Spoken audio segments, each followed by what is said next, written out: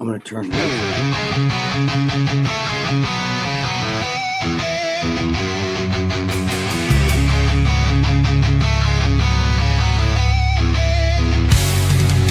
Please show me an hour with Valentino and Jordaine. New York Guinea is on the loose. New York Guinea is on the juice. New York Guinea is all the truth. Please enjoy our show and maybe your masseuse is listening too, so give her a splooge. Gregg and Joe and Gregg, Joe and Gregg, Gregg and Joe. I can't come up with any lyrics, so just start the fucking show, bro. And let's hope our two guineas aren't a no-show. So now let's go.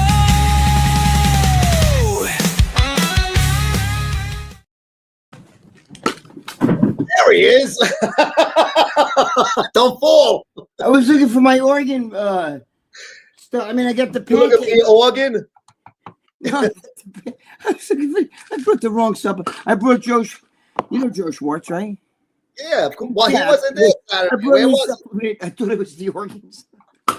Why wasn't Joe Schwartz there? He said he was going to be there. You know, I don't know. I gotta talk. He comes to my house and stuff. He's such a good guy, Joe Schwartz. Dude, when you sit with Joe, you don't realize he's like a fucking, because he does strongman shit. That fucking guy's like a horse, man. His Bro, hands he like played fucking baseball. arena football and shit. And Yeah, Europa football league in Europe. I fucking love you. He has a supplement. I gotta give him a plug. He has a supplement company, right? That's it, right there. This is what the fuck's the name of it? All I know is I thought this was the organ supplement because it looks just like it. It's the Joe Schwartz supplement, baby. Speaking of organ supplements, organs. Look at that. I got the organ health right here. Of course, and yeah, look at that. The protein pancakes, baby. Pancake. Anybody want a waffle? There's a new girl in town, and she's looking good. I feel like I know I Alice. should. Remember Alice? I feel like I'm serving pancakes there. But of course, it is Enhanced Labs presents the Gregg and Joe Show, Wednesdays, 3 p.m. right here on Muscle Sport TV, YouTube Live. Gregg, we finally got to see each other after a long drought. Yes. Today at a Holland Gym with the big event. You had the All-Star Seminar with all the big names there. You had fucking Phil Heath, Lee Priest, Sean Ray, the guy Sister Nino, Jason Arntz, Akeem Williams. And our boy, Melly Mel. And Melly Mel, yes. Grandmaster Flash, baby. You guys have no idea. Fucking Rock and Roll Hall of Fame. You know what I mean? Some people are like, is that who? I'm like, dude, he's in the fucking same Hall of Fame as Elvis. Yeah. Really quick. For you people that don't know, Grandmaster Melly Mel, right, is the one who started the word hip hop. When you say, hey, the hip hop artists and all that shit, he came out with that. He coined it that. He started the whole movement back in the 70s. And what happened was his brother was in the fucking army and they would do the cadence like, I don't know if I don't care. And they would do that. And he said we were doing a hippity hop. And that's how that came out. It's even on Wikipedia, bro. Check it out. But Melly Mel started even the word hip hop. And he started everybody. And he himself was, is in the Rock and Roll Hall of Fame. He's fucking... Dude, Shaka Khan. And the whole Grandmaster. White lines. Yeah, man. But there was also someone else there on Saturday, Gregg. Yes, she's such a good girl, too. Lady. And I don't know. I have a feeling that she's backstage in the studio. She can hear us, so I can't say anything nasty or dirty. So. Oh, you're thinking it, though. It's damn fucking straight. Since I can't say anything dirty, let me just bring her on right now. And there she is. Hello. Hey guys. Make her come up and us come down because she looks good. I gotta see how do I do this better. No, I don't want to do that. We just got a new program, Jordaine. How you doing, hon? Good. How are you? All right. Well, you look really. Oh, there you are. Well, we don't. Is that better? Okay. Yeah, I'll have to come back here. All right. So how you doing? Yeah, we don't want to cover her. Jesus Christ, that's the last thing we want on this fucking program. It's usually a sausage fest. No, would you? Yeah, I want to get her over there. How do I do that? Well, you had it good. I think if I sit back, it's not bad. You're all right with that? Okay. Yeah, that's okay. All right. I'll tell you. Jordan, I meant to ask you because Lucia, my girlfriend, was telling me, yeah, she's got this really cool forked tongue. How did you do? How the hell did you do that? And how do you eat like that? Okay, so what they do is they take 2 needles and put it through the tip, and then they take a scalpel and sew it up, and that's it. Wow. The process is super easy, but it sucked. I couldn't eat or drink anything for like a week. I thought I was dying. 10 out of 10, do not recommend. It sucked. Yeah. If you had to do over again, you wouldn't do it, or you would do it? Oh, no, absolutely not. You know, it's funny because I know chicks that got there, like when I used to go get, now, Jordan, I'm old enough to be probably your grandfather, but when I used to go get tattoos, like back in the fucking 80s and 90s, some chick had half her tongue had to get removed because she got the ball in there, and they were saying that, it get infected. So I can only imagine if you split the tongue wrong, Yeah, and like I used to have my tongue pierced. So Right. when they actually cut it like down the middle, there was scar tissue. So I actually have like, if you look at it, like if I have my tongues together, you can see a hole. It's closed up now, but okay, we're like just That's wow, fucking that's crazy. wild. That's pretty hot, man. Yeah, she gave us an ovation. See, she clapped. But that's cool. That's really. I mean, I think it's cool. You know what I mean? But but the whole idea of like, let's say one day, are you going to be like an 80-year-old woman and be like telling people, yo, check it out, like that, or do you think one day you can get that fixed? I mean, you can reverse it. You can actually, like my dentist has offered many times, but he actually prefers this over the tongue piercing because tongue piercings can wreck your teeth. But you can actually just sew it right back up. But I plan on being that 80-year-old at the parties, like that a girl. Look at my party trick. I like that. 80 years old is only 14 years away from me, Joe. That's fucked up. I'm gonna be 64 my next birthday. I'm gonna be, I'm 14 and change. I'm 4 years and a half. I'll be fucking 70. Me and Jimmy the Bull. Remember Jimmy from the party? But so now I just want to ask you, like, what do your parents ever see that shit, or like or you don't talk with them or whatever? So I'm not really all that close with my parents. They all live in a different state. So I actually moved out of state, so I don't really see them much. But this actually, the tongue was like, they didn't care about that one at all. It's my ears that they care about. They want me to sew up my ears so bad. I didn't see your ears. You had your hair out. She's got the gauges there. Oh shit. Oh fuck. Man. Yeah, because I've seen people like get rid of that and they got the right, Joe, they look at get 2 worms like that. Yeah. Yeah, that one my parents absolutely hate. They have offered to pay to get them sewn up because you can fix that too. You can get them sewn up. Wow. But I enjoy being different. I don't want to be like everybody else. So it's just like, leave it. You're a nice girl. I got to tell you, can I just say something to the guys out there? Listen, of course, Jordan's hot and you guys are probably like jerking off to it already. But a lot of the female bodybuilders are super jacked over the years. You know what I mean? I know all of them from Corey Everson on. And a lot of those girls are actually, you get intimidated because they're so jacked and shit. They're jacked in more, her fucking shoulders. And, dude, your calves. Lee Priest might have had you on size, but your fucking calves look better than his. Lee, if you're watching this, don't hate me, Lee. Lee, if you're watching this, she has you on calves. I'm gonna take the fucking. Her calves were diamonds, but they were shredded. I could see when she was walking. I could see like the lines and stuff. But the thing I gotta tell guys is, you guys don't realize that most of the chicks that are really jacked are actually the nicest girls. Whereas the bikini girls are fucking cunts. Excuse me, I don't make these, but it's true. It's true. My influencers, Greg. Come on, influencers. Get a tripod fucking team. Yeah, but you know what? Jordan, you don't mind. She said she did. We were talking about the OnlyFans, and because we were saying that, she has an OnlyFans, and she's like, all these fucking guys, like we're sitting at the dinner table, and guys are like fucking messaging her. I guess fucked up shit. She was showing John Livia, and what people don't realize is that these girls are human beings, and that they have feelings too. Because I could see that she wasn't too happy with some of the shit. And the other thing is, you think that these girls are just making money, but you schmucks, you deserve that. So she should fucking drain your bank account because, guys bitch about that. I always tell guys, listen, you bitch about that shit, but OnlyFans only exists because you fucking little masturbators. Yeah. Fucking pay. So why not take advantage of that? That's how I feel about it. You know, as a woman, even before I was bodybuilding, because I've been doing it for 8 years now. Right. Like, men suck. Sorry, guys. You guys suck. And you're right. going to exploit us and use our bodies no matter what we do anyway. So at this point, why not make money off of it? And that's what I do.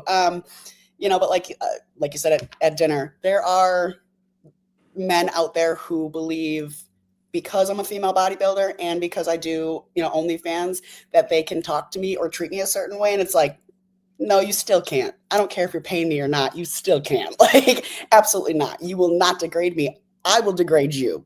That's how right. They might actually, that might be actually a little bit more scuttle. You know what I mean? Yeah. Usually they're doing it to egg you on, to get you to do that, to get you to degrade them for free. And it's like, they get what they want out of it by being mean to you, because then you snap back, and then they want that reaction. So it's like, yeah, they do. No matter what they're winning, like, you guys are getting what you want out of it. That's it. And you girls are really not. My a girl who's like a sister to me, so a female bodybuilder. She was competing in IFBB. Right now she's not. Right, Dana Capobianco. I'm godfather to her daughter and everything like that. And you know, she's one of the female bodybuilders, started in the 80s and everything. And we're still, you know, she's a sister to me, you know, but they're the nicest girls. I mean, everybody doesn't realize. They think because they're jacked, like, oh, penal envy. No, they don't. They're the nicest girls in the sport. The female bodybuilders are. Yes. The biggest ones are actually, the bigger they are, the nicer they are. That's the truth. Yeah. It really is. Like, I mean, I have a lot of Bikini Pro friends, and they are great women, and I love them so much. But I have found, like, now that I'm out and about more often, the bigger girls are the ones that are like, oh my God, girl, you look great. Like, you're awesome and so sweet. And they're the ones that are talking to you. And I'm like, aren't you guys like the face of the company? Like, you know, the bikini girls or like the wellness girls. And I'm like, you guys are not talking at all, not even looking at people. And here are these FBBs, WPD, and, you know, figure girlies like, oh my God, hey guys, what's up? Let's go take a picture. Like, I'm like, oh, I like you guys. Like, that's what I want to be like. It's the truth, though. I'm not just saying that. You know what I mean? It's not because I'm far from a schmo. I'm not, you know, like the female bodybuilder is not really my thing. You know what I'm saying? But I'd rather that than fat girls. But the thing is, what I'm saying is it's the truth, and they're the nicest girls, you guys out there watching us, and believe me, a lot of them girls cry at the fucking drop of it. You'd be shocked. They're emotional. They're not like what you think. Just because they're jacked, they're still girls. They're still women. Yeah. Right. Yeah. And jeez, this girl's got fucking Jesus Christ. Jordan's got shoulders on her.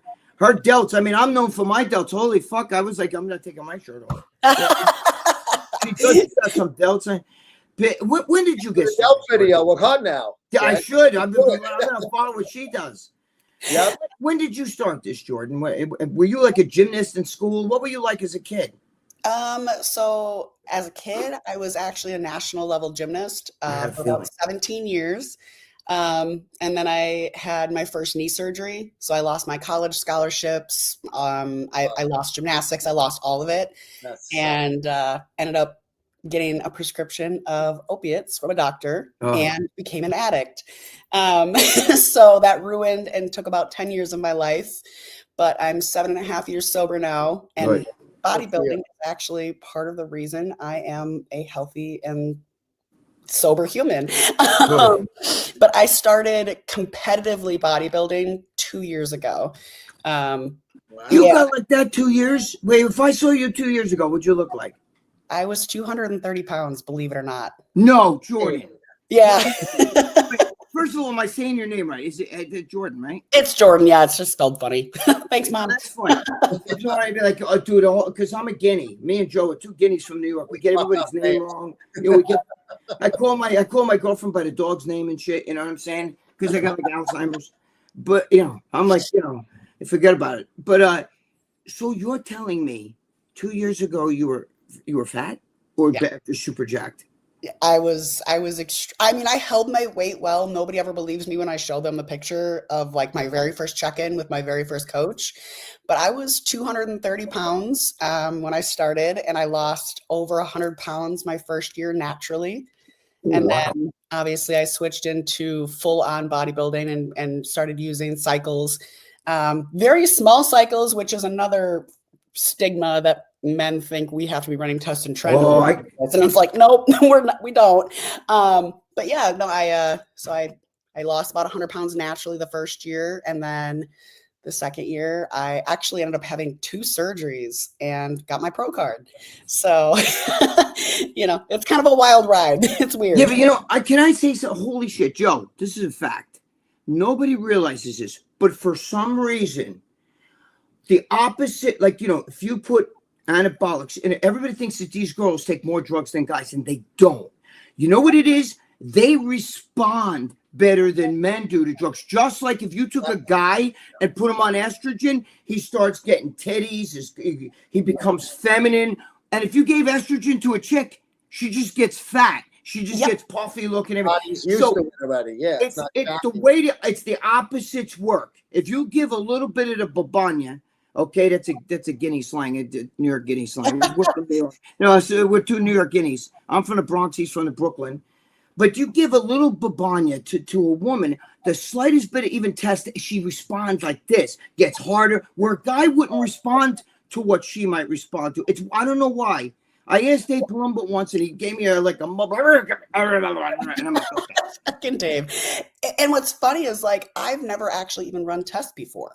I've never run test. I've never run trend. I've never run like all of those standard ones that people say that I must be on. I'm actually not. I'm mostly on peptides. That's what I primarily run. I mean, right now in my bulk and my reverse, I'm running a little bit more than I was, but even then, I've never really cycled much. Like I said, I lost all of my 100 pounds, over 100 pounds naturally, just from diet and exercise. And then the second year was when I started cycling. So it's like, I just, like you said, women just respond better. And if you eat right and you work out, crazy concept, you gain muscle. I know that's weird, but like.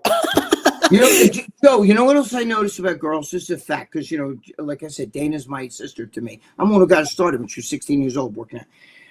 Chicks train better than guys. Guys will take heavy weights and swing because they have that shit. No, you got to go heavier, go home. Bullshit. All that's not true. Girls stand there all slow, and they do this. They do phenomenal. Form better and everything else. And I actually believe that they respond better because of their girl. It's the strangest thing. Girls have more discipline than guys with everything. That's a fact. You know what I mean? Yeah. Dude, even when I built my 100% fact. I couldn't paint. Like we built our gym, right? I couldn't paint the walls. I was like, fuck this shit. I just threw it there. I can't sit there with a roller or a paintbrush, go, like that cutting in shit. Bullshit. I just start rolling because I have no patience. You know what I mean? My girlfriend could sit there with a toothbrush and like fucking, And that's me. I'll spend 3 hours in the gym to do something correctly rather than get in and out. Like I tell people all the time, I have a coaching team all in physiques, and I tell all my clients, I would rather see you do 10 reps that are slow and controlled and with proper form than you doing 5 reps at a high weight throwing it around. There's no point. You're not going to get anywhere. And a lot of them have figured out that I'm right. I'm like, wow, I know, weird, right? Like it's almost like I know what I'm doing. It's a fact. It's definitely a fact. I've been training since 1972, which, you weren't even born. What year were you? How old are you? I just turned 34 last Thursday, actually. I got kids older than you. My son's older than you. And Joe, your daughter's how old? 29. Okay. Yeah. Hey, just getting there. We're getting there, Joe. Yeah. That's correct. And what were you doing before the bodybuilding? Did we just like working a normal job? Or were you doing the OnlyFans as a sexy girl, or I started before I moved to Ohio. I was actually in school for coding for like computer programs, and then I had a viral video that kind of went off, and my OnlyFans took off, and I was like, I can make money doing this, like actual sustainable money. So I took a risk, and I dropped out of college and couple years later, here I am. Joe and I were thinking about Joe and I were thinking about getting in drag and doing OnlyFans together. Yeah. You can make money. You can make money. We all know that works. No, wait, can I say something else about that? Joe, I'm sorry. I'm not shutting up here. No, go right ahead. You're doing fine.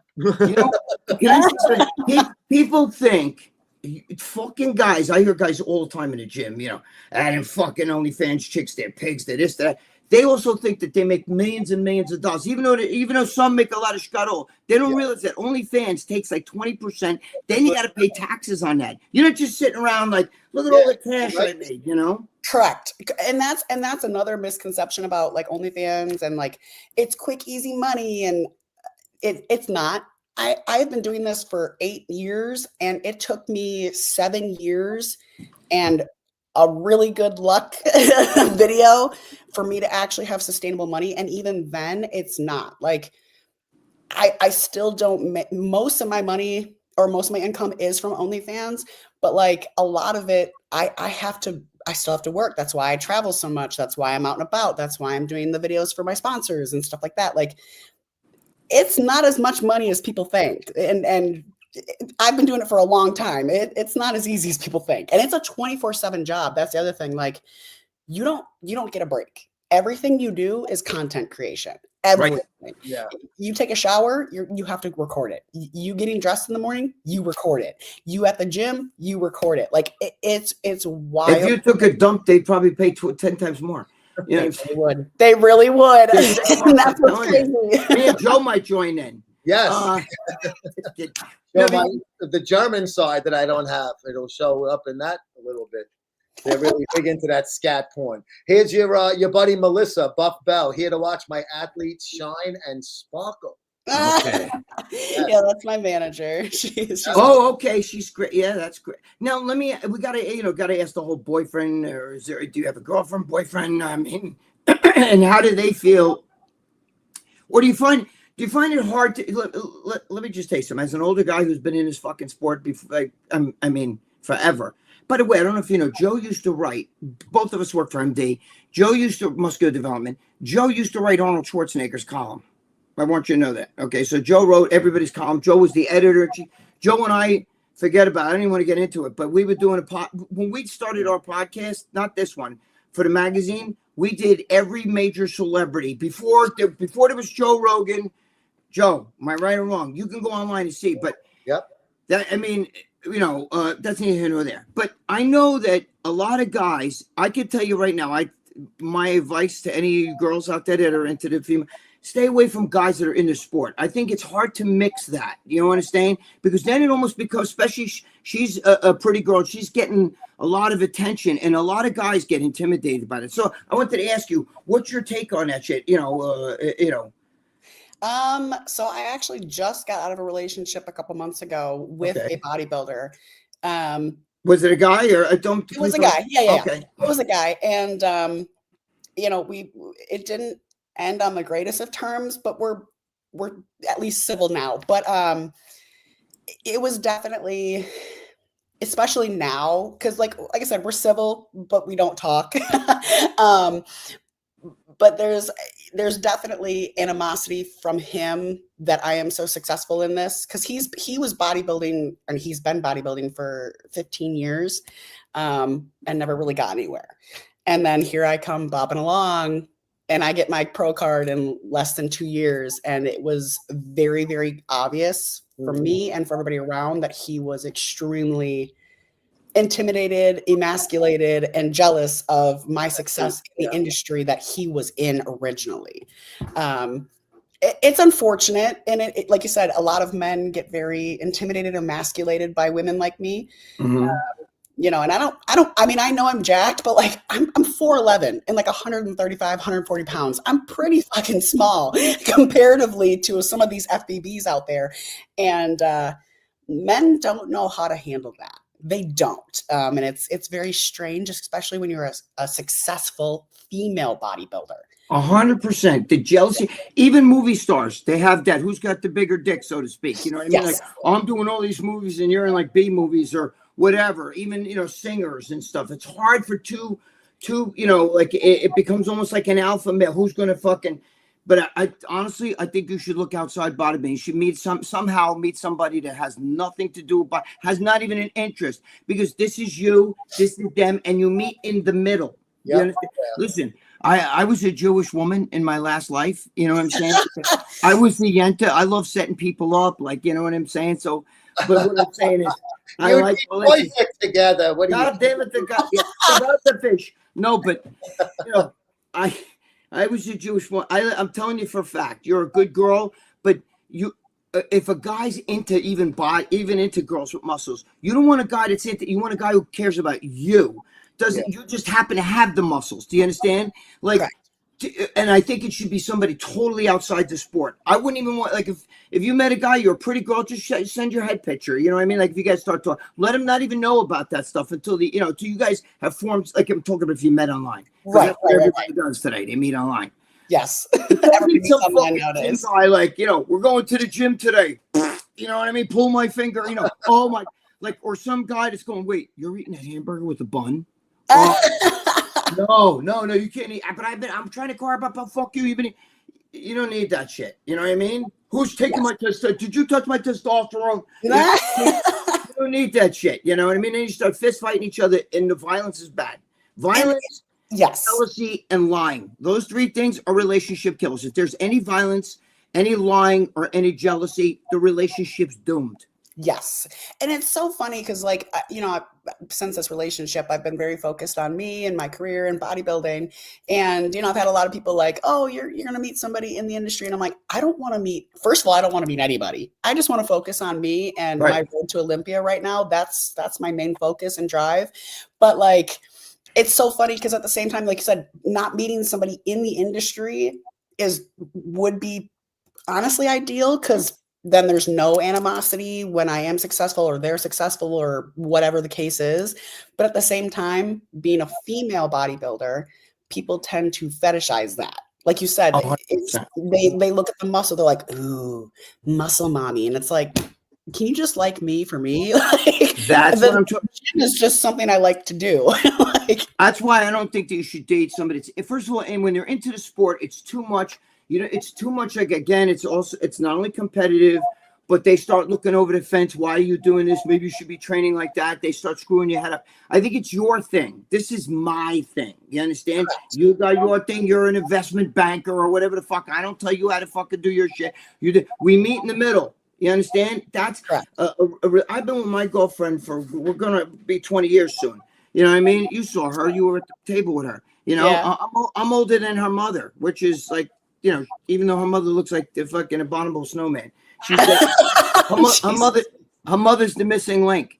But she's your height, but she's got you beaten weight. She's 350 pounds. Her calves are fucking huge. You got giant calves. Her calves might be bigger because it's got to hold up that upper body. You know what I'm saying? They're a little hairy. They're a little bit hairier, right, Lucia? But the thing is, Jesus Christ. No, we play around like that, me and her. That's what makes it, because, like, I'll send pictures of, like, if I see a guy that she likes or something like that or whatever, I'll send her pictures. I knew you like that. We have it like that. See, there's no jealousy. Yeah.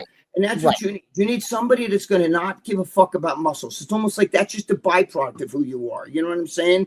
Yes. You don't want some guy to like you because you have muscles. It's almost like I never dated a girl with muscles before. That's a good thing. You know what I mean? I don't really like that, but that's what you want because that's your thing. And they never invade your side. This is my side, man. This is my 50-yard line. We meet at the 50-yard line. You know what I mean? That's my side. And that's your side.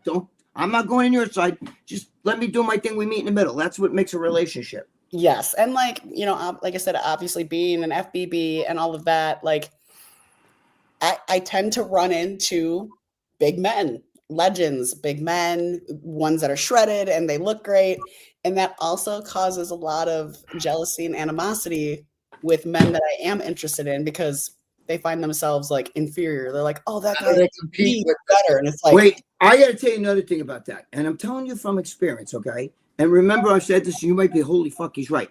The other thing with that is that when you start dating a guy who's been doing this a long time, he's jacked and all this shit, he starts fucking your head over by telling you, you know what you're doing is wrong. You know that, right? You know you shouldn't be eating that. Who told you to take that drug, or who told you to take that supplement? Why are you doing squats, or why, you know? And in your head starts saying, well, he's a bodybuilder. Maybe he knows. That's why they start not purposely sabotaging, but they think they know more because I'm the guy. You know what I mean? Yes. You know, I'm the guy. I know. I've been training longer than you. I know. And they do that shit. That's why that's the last thing you need. Don't get you want a guy saying like, oh shit, like, oh wow, you know, maybe he asks you, maybe I should start going to the gym and just, you know, get myself in shape. That's fine. Yeah. But don't date no fucking bodybuilder. Stay away from that shit. I don't care if he's the nicest guy, he looks good, he's got a dick that's 6 feet long. You know what I'm saying? It does, because in the long run, he's going to try to take more of you. You won't realize it. And then you'll start questioning your own shit. You'll start sitting there going, maybe I shouldn't be eating the bread with the fucking, you know, sandwich, or maybe I even though it's carb day, maybe he's right. Maybe I should switch to this. Don't do that. That's wrong. Yep. You know? And that's, you know, with like this last relationship I was in, it was very much he wanted me to look the way he wanted me to look rather than what I enjoyed doing. And that messed with my head for last year. He really, really wanted me to be a wellness girl. And that's just not where my heart was, like, it wasn't there. And he got in my head to the point where I actually went to my head coach and I was like, why am I doing 3 upper body days a week? Like, this is bullshit. That's what I'm talking about. Yeah. Listen, that's like dating. That's the soft look. You got. But dude, that's like dating a black chick saying maybe you should lighten up a little bit, you know, maybe make your skin lighter or something. I mean, I don't mean to be fucked up, but that's what that's like, dude. You just, you know, let it be. That's why I tell you, 50-yard line. We're on the 50-yard line. This side's the New York Giants. This side's the New York Jets. They don't cross fucking over. You know what I'm saying? You don't want some guy questioning why you're doing that. You know what I mean? That's your thing. He shouldn't even ask you, how did your workout go today? You know, that's my thing. You know what I mean? He could say that, but you say, how did your job go today? Good. That's it. You know what I mean? Yes. Yep. Well, and like now that I am a pretty successful FBB, I have a lot of, well, before when me and him were together, it was almost like he wanted to ride my coattails. But like, that's the beautiful thing about bodybuilding. You can't ride somebody else's physique. You got to either create your own or you're screwed. And, you know, it's one of those things where it's like, I can't do this for you. You have to want it yourself and you got to do it. Like, I don't know what to tell you, but there was definitely animosity with dating another bodybuilder. So I don't think that will be something that I will probably ever do again. Like, ever. Did he have trouble with the OnlyFans thing? Was he like, I don't like that? Or was he like, fucking, we need to make more money? Go, you know, was he like almost like pimping that shit out? You know what I'm saying? A little bit of both. Like he definitely enjoyed that I was an OnlyFans girl because I mean a lot of men are like, oh, OnlyFans girl, that means she's a freak, and it's like that again, that stigma. He ended up finding out that it was work. It was just a job. It wasn't like behind closed doors. I'm a normal fucking chick who watches fucking YouTube and eats potato chips. Like I'm not sitting here dingling my shit every fucking minute of the day just because I'm an OnlyFans girl. Like, and I think there was that part of him that thought that, and it wasn't that. So he got kind of mad about it. And then he wanted me to stop. He wanted me to do it more because I wasn't making enough. That should be a turn on for him. Back and forth. He should be fucking getting that means that, listen, I don't know if he's watching this, but that means he's a mess, okay? First of all, if you're a human being, I'm a human being, okay? I don't cheat on my girlfriend at all. I would never cheat on her. It doesn't matter. But, you know, it's not like if I saw a girl that you know, like, oh my God, she's a cute girl. It's like, just like if you saw a guy that's a nice looking guy, you know, my girlfriend tells me all the time, my girlfriend thinks George Bush is good looking. She's like, I'm lucky because my girlfriend loves ugly older men. All right, so I fucking hate that. You know what I mean? You got it in the bag. You got it in the bag. She tell me you're so cute. And I'm like, you're a fucking liar. I'm fucking ugly, and you know, I look like Uncle Fester. Gee, God. on steroids, right? If Uncle Fester took steroids, you're really big. But the thing is, though, you got to be able to be a human being. You know, if you see a guy that's attractive, you say, he's an attractive guy. That doesn't mean, holy shit, like you're fucking them and shit like that or whatever. Like some guys are so jealous, and that's why that you don't want that shit. You want somebody you can grow like a fucking tree. You know what I'm saying? You want to be able to grow as you. Correct. And I want, if I, like I said, right now, my main focus is the road to Olympia. But if I do end up being with somebody, they have to keep up with my lifestyle. That was another thing that he just didn't like, was that I was always doing something. I was always wanting to travel. I was always doing something. I have like 7 different businesses that I run. So I'm just always leveling up and doing shit. And he just couldn't keep up with that. He wanted me to like stay in complacency with him. And that's just not who I am. And like that's another thing I will fucking avoid with my life. The next person that is in my life, they're going to level up with me or get left fucking behind. Like, good. That's where you have to be. Yep. You got to be happy together. The two of you. You Correct. Can't have one dictate everything. Either way, I mean, guy or gal in the relationship. Right, but I got to give you the Derek Jeter theory. Yeah, let me tell you about Derek Jeter. Derek Jeter, you know who Derek Jeter is, obviously, right? The Yankee. Yep, okay. Yep. Derek Jeter played till he was like around 40 years old. And he knew, I have this window. He dated some of the hottest girls ever, movie stars, and they all loved him and all wanted to marry him. But he didn't get married. He didn't get married because he said, now he's married and he's got kids. He said, I have a short window of my career that I need to right now. My focus is on being the best baseball player I can. When I get retired, then I will marry. If I'm with a girl and I feel like she's the girl, I'm going to marry her. And that's what he did. But he felt like I need to be me right now. And I have a chance to do something that the average person doesn't get this chance. Correct. So you're an IFBB pro. A lot of girls want to be an IFBB pro. You have a chance to get in the Olympia. So you have to do everything because one day, Jordan, that window is going to close. You understand? You may always work out, always be built and shit, but you're not going to be going for the Olympia. And bodybuilding then becomes the second half of your life, whereas you want to have a family. But right now, you got it. That's the Derek Jeter theory. Let me concentrate on my career. And when I'm done, then I'll start thinking about, you know what I'm saying?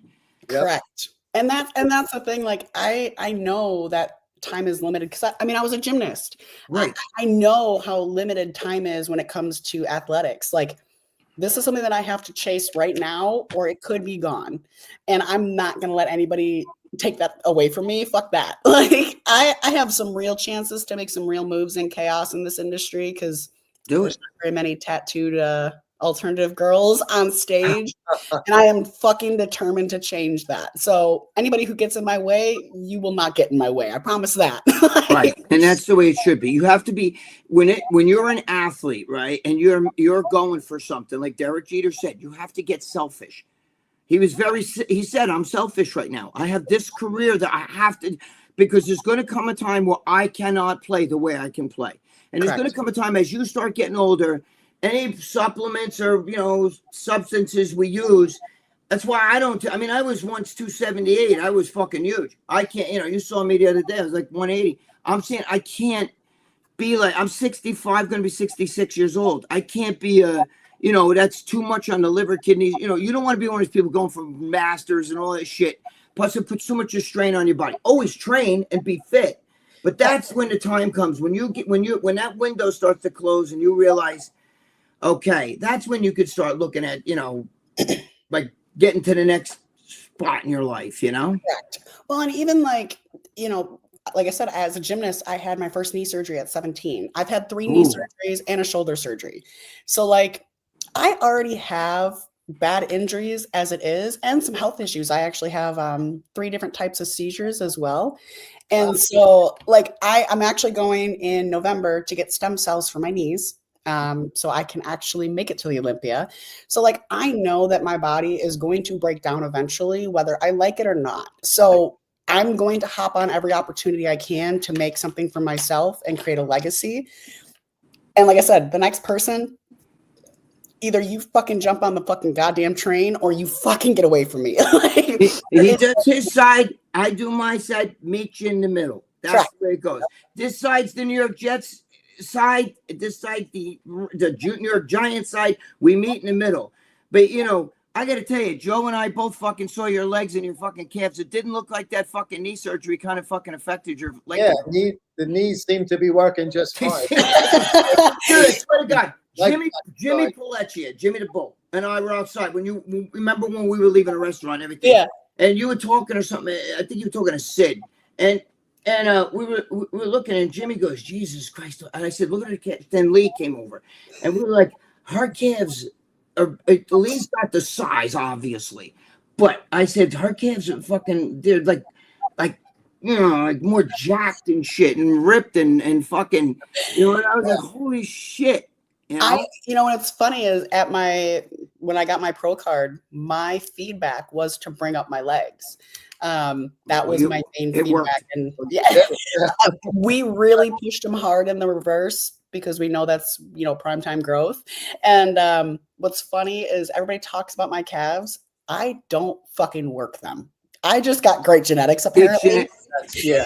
Gymnasts got that shit, bro. Gymnasts are like, gymnasts make the best fucking girls in this sport. Yeah. A lot. That's why before you said that, we didn't talk about that Saturday night when we were at dinner, but I said she's a gymnast because the height, the way you're built, your structure, got the tight waist, and you have that, I could see. I said I'll bet you she was a gymnast. There are a lot of girls with gymnasts. We're athletic. We make great bodybuilders because we also know discipline as well, especially if you were at the level that I was at. Discipline. I was doing 2 a day. I actually dropped out of school as a kid to do gymnastics. That's how high level I was. So I know what discipline is. So it just kind of goes hand in hand and it makes sense. That's why when people are so shocked that I've only been doing this for 2 years, I'm like, that's because I'm disciplined. Going to dinner with you guys, that is extremely abnormal for me. I am on my diet 365. And even then I got a fucking turkey burger. That's what I eat on the daily is turkey. So I didn't get cheese and I barely ate fry. And I got sweet potato fries, which is also my main carb source besides cream of rice. So it's I just don't do that. I don't have those cravings. It's just kind of there. It's just discipline. It's hard. People ask me all the time, how do you do it? And I'm like, I just do it. It's not something I even think about anymore. It is. That's it. Don't think about it. If you're gonna go jumping in a swimming pool, don't stick your little toe in there. Just fucking jump in. Because if you think about it, it causes hesitation and it makes you say, "Shit, should I really be doing this? Should I really jump?" Just do it. But when I hang out with Lee and Jimmy, I wind up eating more food. So, and I'm a diabetic. And Lee makes me and Lee been away in Alabama a few times. My fucking sugar goes up. I got to shoot insulin. Because I'm a diabetic, and he's eating with him. Forget about it. He kills me. Well, and when I told Lee, because he asked me how long I had been off stage for, and I was like, it's been about 14, 15 weeks now. He was like, why aren't you fat? And I was like, because I stay on my meal plan. I don't know. Am I supposed to be by now? And he's like, no. And that's, he's like, if it's natural for you, but I just think you just keep always within striking distance. Fuck that. Especially what if somebody calls you for a photo shoot or for some sort of thing, and if you're doing OnlyFans, you don't want to be over there fucking looking like a cow. You know what I mean? Well, and last year, after my first season, I ended up having a surgery and I was out of the gym for about 2-3 months and I was dating that guy and he is a big foodie. That's the reason he's not a very good bodybuilder. But I got fat. I got really fat, to the point where my head coach was like, you enjoying food a little bit? And I was like, yeah, maybe a little bit. So that was that's a whole nother story. But this year it was so different. When I walked off stage, it wasn't like a, let's go fucking party. It was more, okay, let's go to the next step and let's keep going. Yeah. And it's actually funny because last year I looked at bread and I would gain 10 pounds. And now I think I told you guys at dinner, I started Olympia on the Monday, that first Monday at 153 pounds. By the time I got home from Vegas, I was under 140. Wow. And I was eating pizza. I was eating donuts. That's because you're on your feet when you do those things. Me too. Yeah. Joe and I, we lose fucking 20 pounds. We come home with that fucking day. Yeah, it's a pain in the Well, fuck. and like after a while, your metabolism just kind of eats at it. And because I'm so muscularly dense, my body, like even my normal reverse meal plan is about 4,000 calories a day. Right. I'm eating 4,000 calories on non-training days. So it's like, I can afford to do that when I'm walking around, 40,000 steps at the Olympia for a week. Sure. I get a lot of people are like, how can you do that? I can't do that. And I'm like, I'm also moving a lot. You rebuilt your metabolism, plus you're on your feet all day. They don't realize that you're standing there and the sweating and smelling everybody's breath and all that other shit. People rubbing it. We're short, you and I. So everybody's breath is in my fucking face when I'm trying to do it. Everybody fucking sweat. Oh, Jesus Christ, that guy's fucking sweat just went on me. They walk on tank tops on like this and they're sweating and shit. They walk in the bathroom. It's like, holy fucking fart shit fest in here. It really was. That is one thing about the industry that I have gotten, like, I was not used to, because as a gymnast, I mean, we eat well as gymnasts and gymnastics, but like bodybuilders fucking reek. I am a huge smell person. Y'all need to wear deodorant and fucking bring some dude wipes with you. Like, damn, what is wrong with y'all? Like, you guys stink so bad. There was a pro that was there Saturday that I'm friends with. I'm not gonna say it wasn't Lee, so you guys watching the show. But there was one of them whose breath was fucking. I was like, dude, did you eat a shit sandwich or did you forget to brush your teeth today? One of them had some fucking breath on him. I was like, whoa. Yeah, even my girlfriend caught I it. always have like dude wipes in my gym bag. I have toothpicks. Yeah, but in this case, you'd have to tell the guy, stick out your tongue and wipe your fucking. Oh, I will. I have. When it comes to smell, if you fucking smell in the gym, I will walk up to you and be like, hey, you want to try this? I have a little deodorant that I bring with me everywhere. Like, you want to try this out a little bit? Just a little. We have a few of those. We have a few of those in the gym, guys. That I'm like, excuse me, is that fresh onion bagels I smell, or did you sleep in that shirt last night? I think you slept in that shirt. I think you slept in that shirt last night because that shit smells like everything bagel. Excuse. Yeah. Yes. It smells like everything bagel. Somebody wants to ask a question. Wally Arms. Greg, tell the story about when I knocked out Ken Waller. Oh, Jesus. Yes, that I was dating B. Arthur. Oh, jeez. That's one of our weekly incognito guys who bring. Do any of you guys got a question?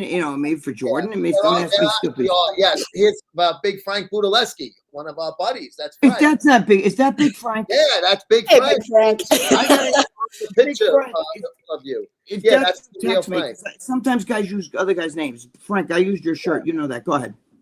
Ask the meaning behind the facial line tattoos. Very good question, Frank. You have a few of them on there. You want to explain, or is it a secret? No, I get it a lot, and I know it was like a culture appropriation thing nowadays. But I was 19, had eyeliner, money, and friends with tattoo guns, and nobody said no. So it's literally, there's no fun story to it. I just drew on my face one day. Back meaning, It's tribal. You just tell people, I got fucking tribal blood. Yeah, I get that with this one all the time, or this one too. Like, people ask me all the time, like, oh, what does it mean? I'm like, I drew on my face and got it permanently tattooed on my face. Like, I am so unfun with my tattoos. There's no fun stories. Like, I have a lot of friends that are in the tattoo industry, and I go to them and say, create. And all of my tattoos have been personalized designs that they've drawn on my body and tattooed on it. So like, that's it. There was no story behind any of them, unfortunately. Big Frank's a great guy. That's my boy. The jacket I was wearing that day with in the back that showed a big giant body. Yeah. Big Frank is humongous. You have to. Oh my God. He's bigger guys are usually 6'4". Also, Frank's trying to say What did he say? Bigger guys are usually nice, like we said. The big. Frank is. Frank's trying to fucking. Frank's a sweetheart. His shoulder width is like 6 feet wide. He's fucking huge. Yeah, he's really big. Frank, you want to pick me up? I'm only 4'11". Oh, he'd love to pick you up. I know Frank. He was in with Rich Piana and stuff. He was one of Rich Piana's guys. Yeah, like that cartoon. He was way bigger than Rich Piana, though. That's why Rich liked Frank, because Frank was so big. He was way bigger than Frank. His arms are twice the size of Rich. He's fucking big, Frank. He's not fat. He's a bodybuilder. Danny Boy is one of my regular viewers on Instagram Live. He lives in England, if I'm not mistaken, Danny Boy. He can totally get what she's going through. So that's okay. Thank you, Danny Boy, for that. A little kudos. Jim K, a regular viewer of ours. Greg, good afternoon, Greg, Joe, and Jordan. Yes. Okay, thank you. I'm her manager if you have questions. Oh, okay. Well, you mean if you guys want to book her for something, or whatever you want to get a picture of her, or whatever you want to do, you gotta go through. Buff Bell on Instagram. Buff Bell. It's Melissa. But Buff Bell, I'm 65. I can't see anything. The reason why I wear glasses, I have two different colors. I have two different colored eyes because I got hit in the eye with a wire and I got blinded a long time ago. Blah blah blah. I can see now, but my one pupil's permanently dilated. That's why when I'm in dark, but there's lights here. So once I get out of the lights, I can take them off. Joe knows. Yep. Yeah. Is that because I think I'm cool? Okay. Everybody else knows. So cool. Yeah. No, he wears sunglasses for I can't see at all. And when there's lights, it blinds me because my pupils open big. It doesn't if you shine light on it, doesn't go right to the retina. But Buff Bell on Instagram. Okay. Is the Buff Bell straight across. The Buff Bell. Got a real hot account. The picture of the guy with the chin, holding her chin, a black and white picture. I think she has a That's chin. her husband, yeah. Lucky fucking husband. Me and He is. That picture is really, but that picture is just, there's something about it. The black and white makes it, it just bang, it just clicks, man. I got to look at this shit. I'm really it's bad. Your buddy, Big Bad Bear, Greg. Nice to see you guys having Greg's bodyguard on the show. She's awesome. Tell the truth. Greg's doesn't need a bodyguard. Greg doesn't need a bodyguard. I need one. Yeah, she needs one. I don't need. What do I need? I'm ugly, bro. What Paul Chill, one of our regulars wants to know if you've ever taken. I got to get it in the camera. Black Ox. This is from our sponsor, EnhancedLabs.com, Dr. Tony Huge. Black. I have it over there. Interview video with Tony be posted soon. Black Ox is it's like a testosterone booster kind of thing. No, I don't think she fucks around with right testosterone boosters and stuff. I don't. She's never taken tests. It's an Enhanced Lab stuff. Yes. Yes, Enhanced Labs. You don't need test booster, but if you did do it, it's a great product though. Charlie Arms wants to be 20 years younger. He would have signed up for your OnlyFans. Give out the OnlyFans, Jordan. Charlie, you could do it right now. Why do you have to be 20 years younger? You could do it right now. Charlie, you can always just tip me if you like me. Charlie, she'll flex your arm. She'll flex her arm for you. Show you, or she'll flex her calf. Holy fuck. You have no idea. Her calves are crazy.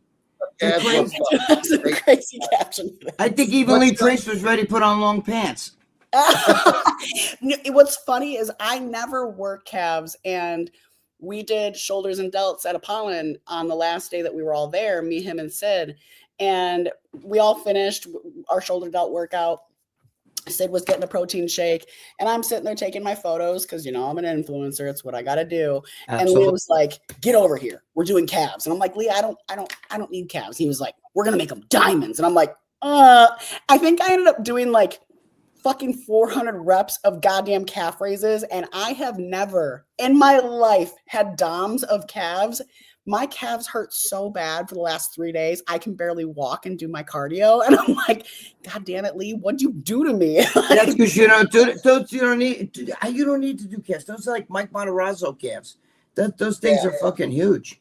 Yeah. They are huge, but they're diamonds already. I mean, that's what I was saying. It's a Lee has these big fucking buffalo. My son has that shit too. These giant buffalo calves. But Jordan has these they're actually really nice, perfect calves. They're diamonds and they're striated. And they're very muscular. Yeah, you got big thighs that mistake. Everything flows nice. Jordan, what is the OnlyFans? Give it out. It's just onlyfans.com/Jordaine Sue. That's it. Spelled JORDAIN. Yes. SUE. Yep. SUE. Okay, so just the IN on her name, Jordaine Sue. And don't forget to bring your wallet, you cheap fucks. Wallet and the box of tissues and a bring your wallet and make sure that card works. Don't fuck around. there's good content, I promise. There you go, see? There's really good content. It could be difficult for a guy who knows nothing about bodybuilding, though. I get Frank's talking about dating a girl that's a bodybuilder. Most girls also do like a guy to be at least a little bigger, just not competing. Right. So Frank's saying just to maybe just to understand what you deal with on a daily basis, Jordan. On yeah, I mean, like we said earlier, like it's very much when it comes to being a muscular female and dating a muscular male. Like Gregg said, it always ends up being you need to do this. It's not that. Why would your coach tell you to do this? Why would it ends up being like that, which is really hard, which is like I said, right now, my main focus is the Olympias. I don't really give a fuck about men or women. I swing both ways. Yes. Congrats. I swing both ways.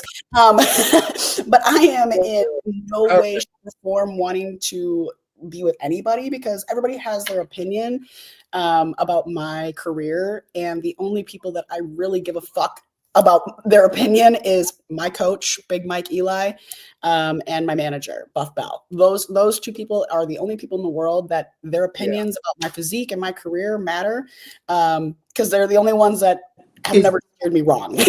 Is Buff Bell with that guy, Mike Eli? Are they like a team? No. So Mike Eli he's based out of Ohio. It's actually why it's the only reason. Mike, I love you.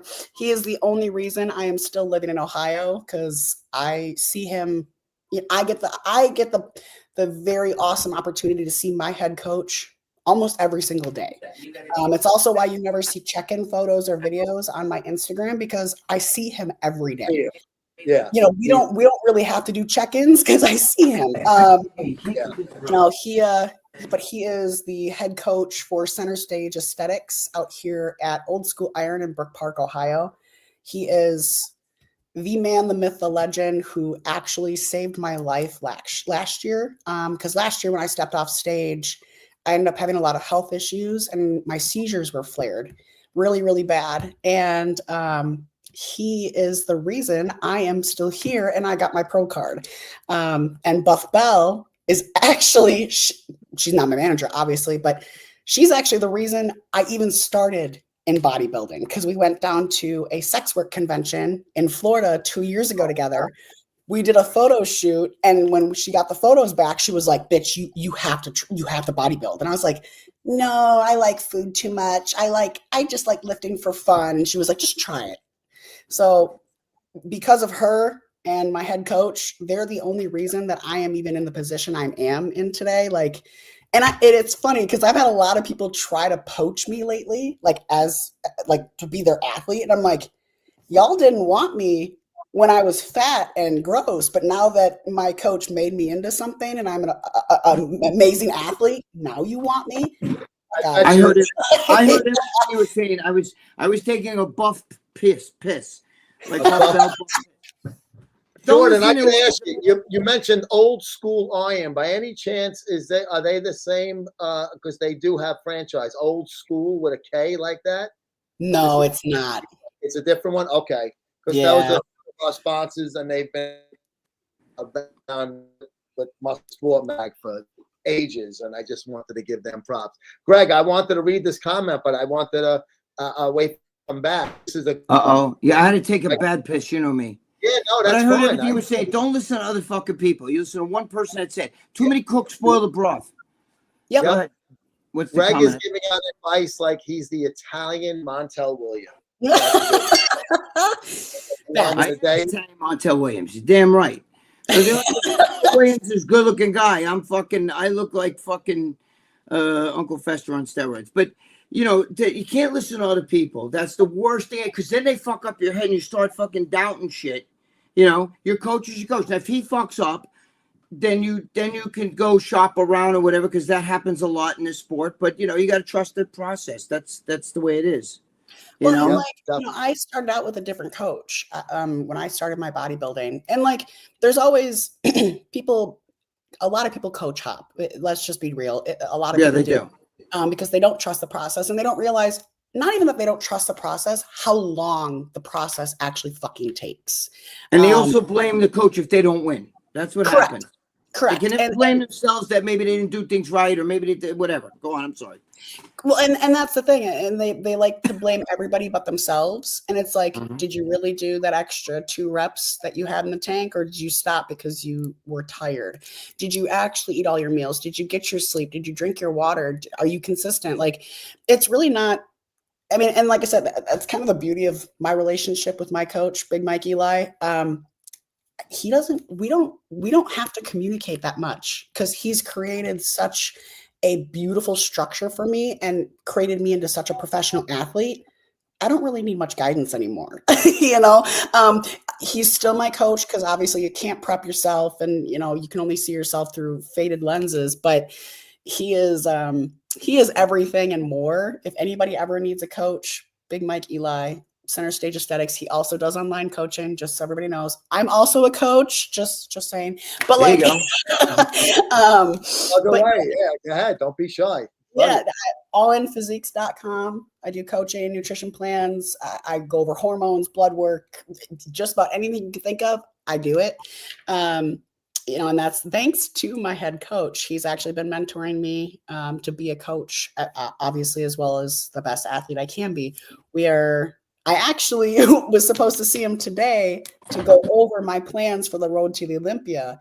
But I had some stuff. I had Home Depot here building a closet. Well, you tell me you were talking to Gregg Valentino and Joe Pietaro. So yeah, 2 guineas from New York. We're not from Ohio. We're not from Ohio. We're from New York. Come on. Bro. Well, and he's trained with like Tom Platz and stuff like that, and Honey Rambod.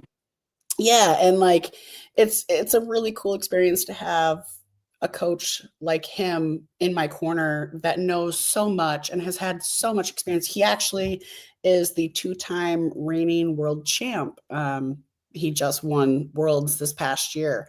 So it's cool to have him in my back pocket, and we're going to ride until the wheels fall off. And so we're going to actually sit down tomorrow and go over all of our plans for the next year. Cause I know everybody's been asking me, like, when are you competing? What are you doing? Are you going to go to the Arnold? Like, well, first and foremost, the Arnold fucking Classic doesn't have figure, WPD, or FBB anymore. So you guys will never, ever see me compete there until Arnold decides to bring it back. But, like at the Olympia, Tim Gardner, he basically, he came up to me randomly and he said, I better see you at my shows. So we're definitely planning some Tim Gardner shows. Good. That's a good. Yes. Yeah. He saw me because of the donut eating contest. My manager said that he was like walking past, saw me, and like, I guess he tried to talk to me, but I was in the donut eating contest. I was focused on donuts at that moment for the kids. But he saw me the next day and he was like, "You're a fucking beast. Why have I never seen you at my shows?" And I'm like bottom of the barrel pro. I just turned pro like 14 weeks ago. Like he's like, you're not competing this weekend. I was like, thank you, but no, Tim, I'm not. But he personally wanted me to go compete at his shows. That's always a good thing. Yeah. When a promoter knows who you are, that's always a good thing. Yeah, and he was super sweet. I'm going to Florida on the 4th of November for like a 2.5 week span for some work and stuff like that. And it actually happens to be when he's got one of his shows there. And he was like, "You're going to be in Florida, so you're going to compete at my show, right?" And I was like, "Tim, no." Tell him no. Tell him to throw some Scarol and make you do an appearance there. Come on. Where I'm staying, I'm not going to lie, where I'm staying is not that far from the show. I thought about reaching out, being like, "Hey, Tim, I'll come promote it." I'll come promote it. If you guest pose though, right? Come on, Tim, jingle bells. That's what I'm saying. I'm like, Christmas comes a little early this year. But if you want listen, when you're a girl though, you're gonna get guys constantly telling you, other coaches, that's why you stick with your coach. But you're going to get a lot of guys everywhere you go. You're going to be like, I coach people. Listen, I could actually work with you. I could get you into bed. Don't listen to all that shit, because then it fucks with your head. You understand? You focus on one plan. If that plan don't work, then you can shop around. But you also know your body. You start to know, like, fuck, I can't eat this. The reason why you eat cream of rice is because you know, maybe cream of wheat fucking bloat you, or oatmeal bloat you. You know what I mean? It's different things. You learn that on your own. You know, somebody else could eat that, you know, but the others can't, you know? Well, that's like, I don't have rice at all. We tried, me and my coach, Mike, we tried rice for the last year. Didn't work. My only carb sources now are sweet potatoes, cream of rice, and one of my pro friends, she makes homemade sourdough bread, and it's obviously clean because she's a pro. That's the way. Bodybuilder.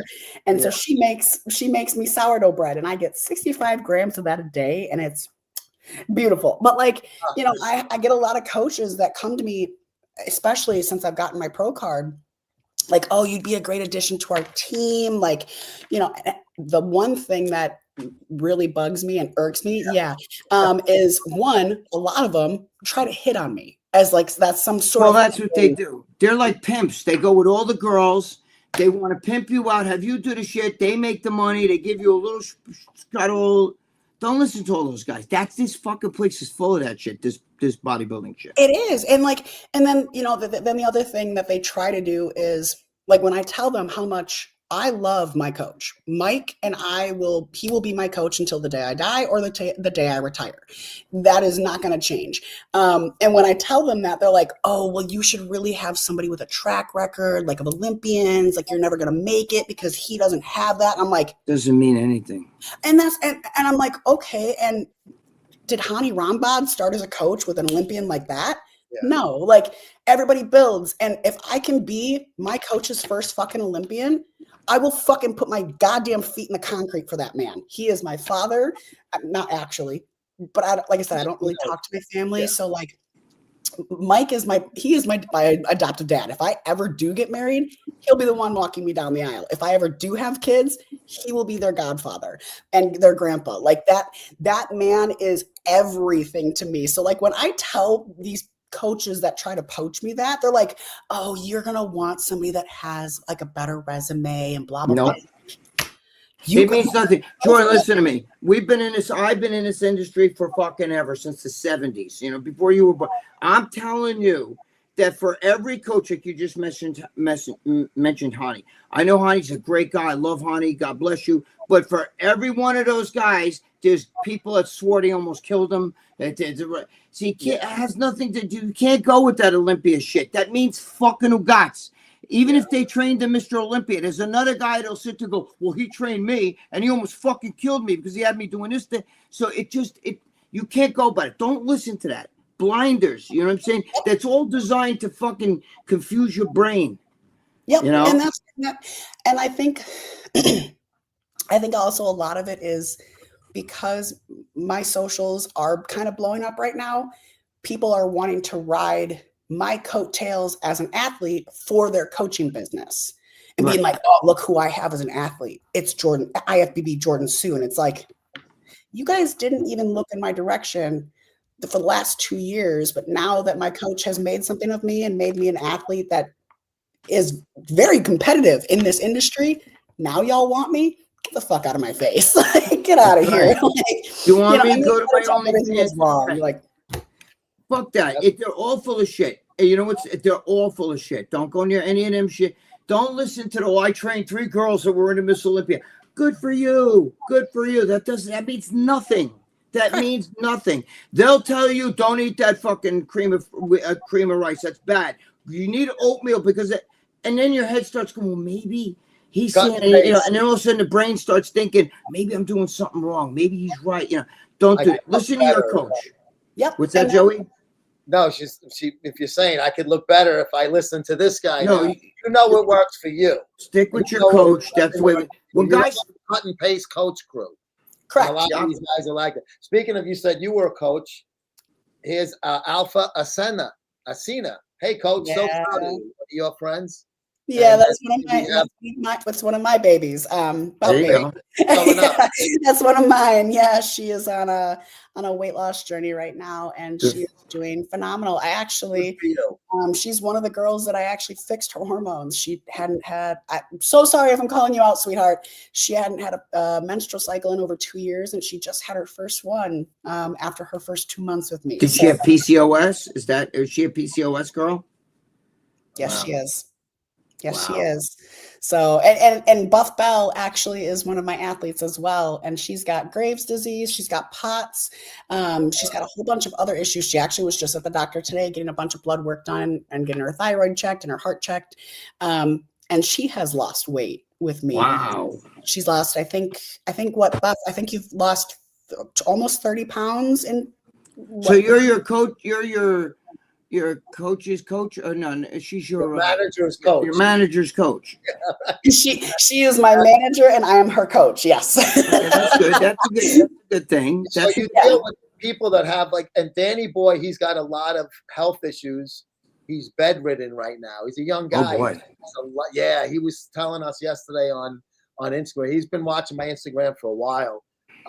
He's got a lot of health issues and stuff like that. So it's never too late to get healthy. You never know, you know. And I got to tell you, can I just say something, guys? You have no idea. I notice it's a man's sport in most ways, but the girls know more than girls are actually more better coaches and more focused than guys. Yeah. Dave Palumbo's ex-girlfriend, Colette Nelson, is so fucking good. She used to tell Dave a lot of stuff. I'm telling you right now. Great with the diabetes stuff because she's Colette is an yeah, Joe, she actually works with doctors. She's like a leading authority in the world on diabetes and insulin and all that stuff. And the girls have a different kind of focus than guys. Guys are like, here, here's a cookie cutter fucking routine. And just do this. But girls are a little bit more like emotional and more into it. I feel like girls are more focused than men. You know what I'm saying? I think girls could make a really good coach. I would let Colette Nelson, if I was to do something, coach me, because that girl's a genius. Yes, you know, and I'm sure Jordan, you're just as good. Girls don't feel funny getting a girl coach is the point I'm trying to make. Don't think they are more on it. They will actually follow you more, and guys will fucking won't call you back. They'll give you the cookie cutter fucking thing. You'll be like, hey, coach, I sent you these fucking things 3 weeks ago. Yeah, I've been really busy. I got a lot of athletes, you know, but you paid them though, right? Girls are a little bit more on top of things, and they're more like, you know, it's like a mom. Mom ran the house. Dad didn't run the house. Dad came home, what's for dinner? You know what I mean? Yep. Well, and it's funny because like the Buff Bell and so I'm her coach. She's the manager. She's also the co-coach for All In Physiques. And we joke all the time together that I am the hardcore coach and she's very much the emotional coach. Not that she's not a great coach with a workout plan, but like she's definitely the softer one of the two of us. I'm very much she brings that mom quality. She brings that mom quality. Yes, she is that mom quality. And I don't get me wrong, I love all of my clients. I am there for them in any aspect I can be. But at the same time, I'm also the one that will look them in the face and say, well, did you fucking do everything you were supposed to this week? That's probably why you didn't fucking make any progress. Like, I'm the one that's like, I don't give a fuck. You fucked up, not me. I gave you the plan. I can't do the meals for you. I can't do the reps for you. I can't do the cardio for you. So if your shit's not going the way you want it to, it's because you, not because of me. Like, girls will call you out. Girl, like my friend Dana, she'll say, okay, you say you're eating this, but you're gaining weight. There's no way you're cheating. You're fucking lying to me. If you're going to lie to me, I don't want any part of you. I'm telling you right now, you're lying to me. There's no way you're following this diet right here that I gave you. She doesn't do cookie cutter diets. She does diets because she knows this fucking is a fat bastard, needs more, you know, more carb depletion than somebody who's not like far off. You know, if you're not far off from condition, you can eat a little bit more carbs. Whereas somebody that's a fat bastard should never touch carbs until they fucking lose that grizzle. You know what I'm saying? And that's me. I'm very much one of those people. Like, if I have a client that like, oh, my check-in, like I didn't really like it, like it kind of sucked, and I'm like, I'm sorry. Well, it's not on me. Like. Yeah, what do you want to do? Look good? Yeah, like if you're actually following this plan, there is no reason you're not making progress. 100%. You aren't following it. Like that, it is on you, and that's a lot of people's like mistake in health and fitness. Like we said earlier, they want to blame everybody but themselves. They don't want to look at themselves and be like, well, I fucking ate a pack of goddamn Oreos and didn't tell my coach. Oh, well, I skipped cardio 3 times this week because I was cough sick. Get over it. Get the fuck I was over at work. I had a lot of stress. I couldn't eat the way I wanted. Yeah, but bodybuilders go through so much stress. If they got a contest coming, you don't think they like a box of Oreos or something? No, dude, you fucking bodybuilders are like, when I was locked up in jail, they fucking got everybody in jail was like, dude, I'm only in here because my friend ratted. I'm like, no, you're in here because you fucked up. I was the only guy going, yo, I just want to say I'm a fucking asshole. You know what I'm saying? Yeah. I am a fucking asshole. I deserve what I got. I'm fucking stupid. Like, I'm fucking stupid. You know what I mean? Nobody else. The guilty guy in the fucking cell block, right? Nobody else in there. I didn't want to admit it. They have no fucking so bullshit. I didn't do a fucking thing. Shut up. Yes, you did. Yes, you did. Your friend ratted on you because you gave him the cheese to rat on you, you motherfucker. Just like me. You know? Well, that's like last year in my bulk, I got fat. That was nobody else's problem but mine. I'm the one who fucking moved my elbows too much and not my feet enough. Like, that was my fucking problem, like, and not my coaches. I didn't blame my coach. I didn't blame the people around me. It was me. I made those choices, and I fucking had the consequence. Now you know better. You know that. Yeah, but you will never.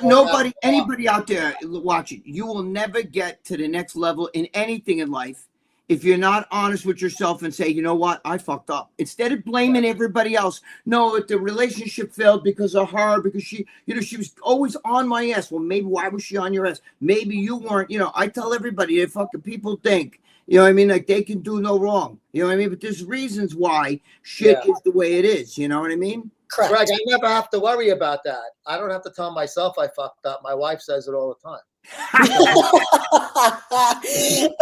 but that's the thing, and a lot of people think like one mistake is that's the end of the fucking health and fitness journey. I fucked up once, and it's like, no, you fucking learn from it and you fucking move on. It's a collective of the things you do, not just one moment, not one meal, not one missed cardio session. If you fucking do that, you need to get back up and fucking go do it. Like it's a lifestyle change. Like you have to you go to work 9 to 5 every day because you have to. Why do we not treat our health that way?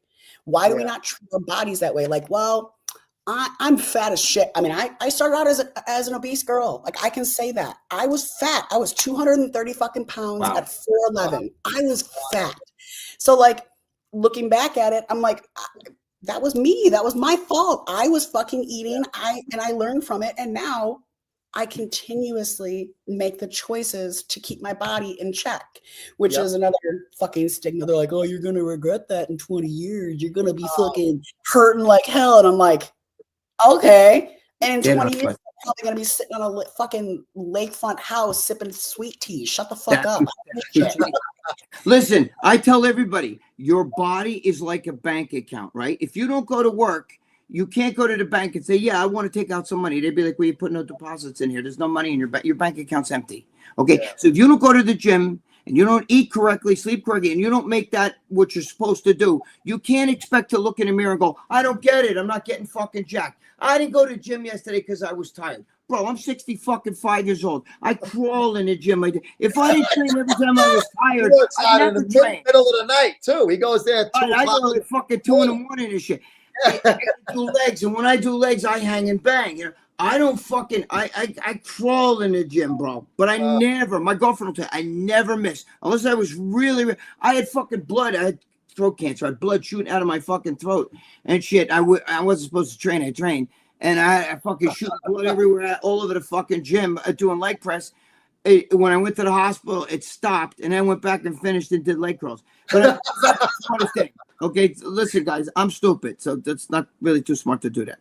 But the point is, your body's like a bank account. If you don't put any deposits in, there's nothing there to take out. Well, if you don't put anything into your body and train when you're tired, train when you're a little annoyed at your girlfriend or boyfriend or whatever your spin is, you're not going to have shit. Your body's a bank account. What you put in is what you get out. Hang on to that thought right there, Greg. We need to take a quick break to hear from our buddies over at Chapel of Peace. So if you drop dead, if you're dying in the gym, especially if you're far away from home. If you drop dead, guys that'll help you out. Jordan, if God forbid you drop dead in the gym, you know what I mean? We got the guy that'll take care of your dead body. Go ahead. After this message, hang on, folks. Hey, Dad. Dad. Dad? Hey, Dad. Dad. Dad. West Coast Johnny. Man, where could he be?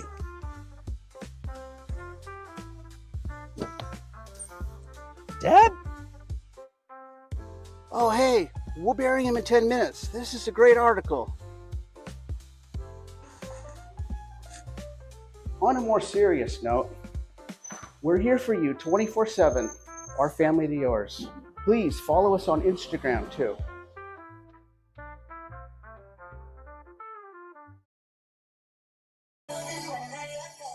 Speaking of Big Frank, he was on the cover of that issue Johnny was reading. Yes. His cover feature that Johnny was saying was a great article. You know, Joe has we have the last magazine, the last bodybuilding paper magazine out there. It's still hardcore. Only bodybuilding magazine. There are some fitness magazines, but not bodybuilding. This magazine, Big Frank was on the cover.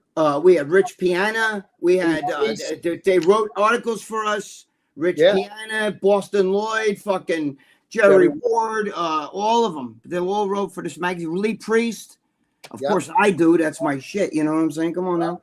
But Gregg's the leadoff hitter every issue right here.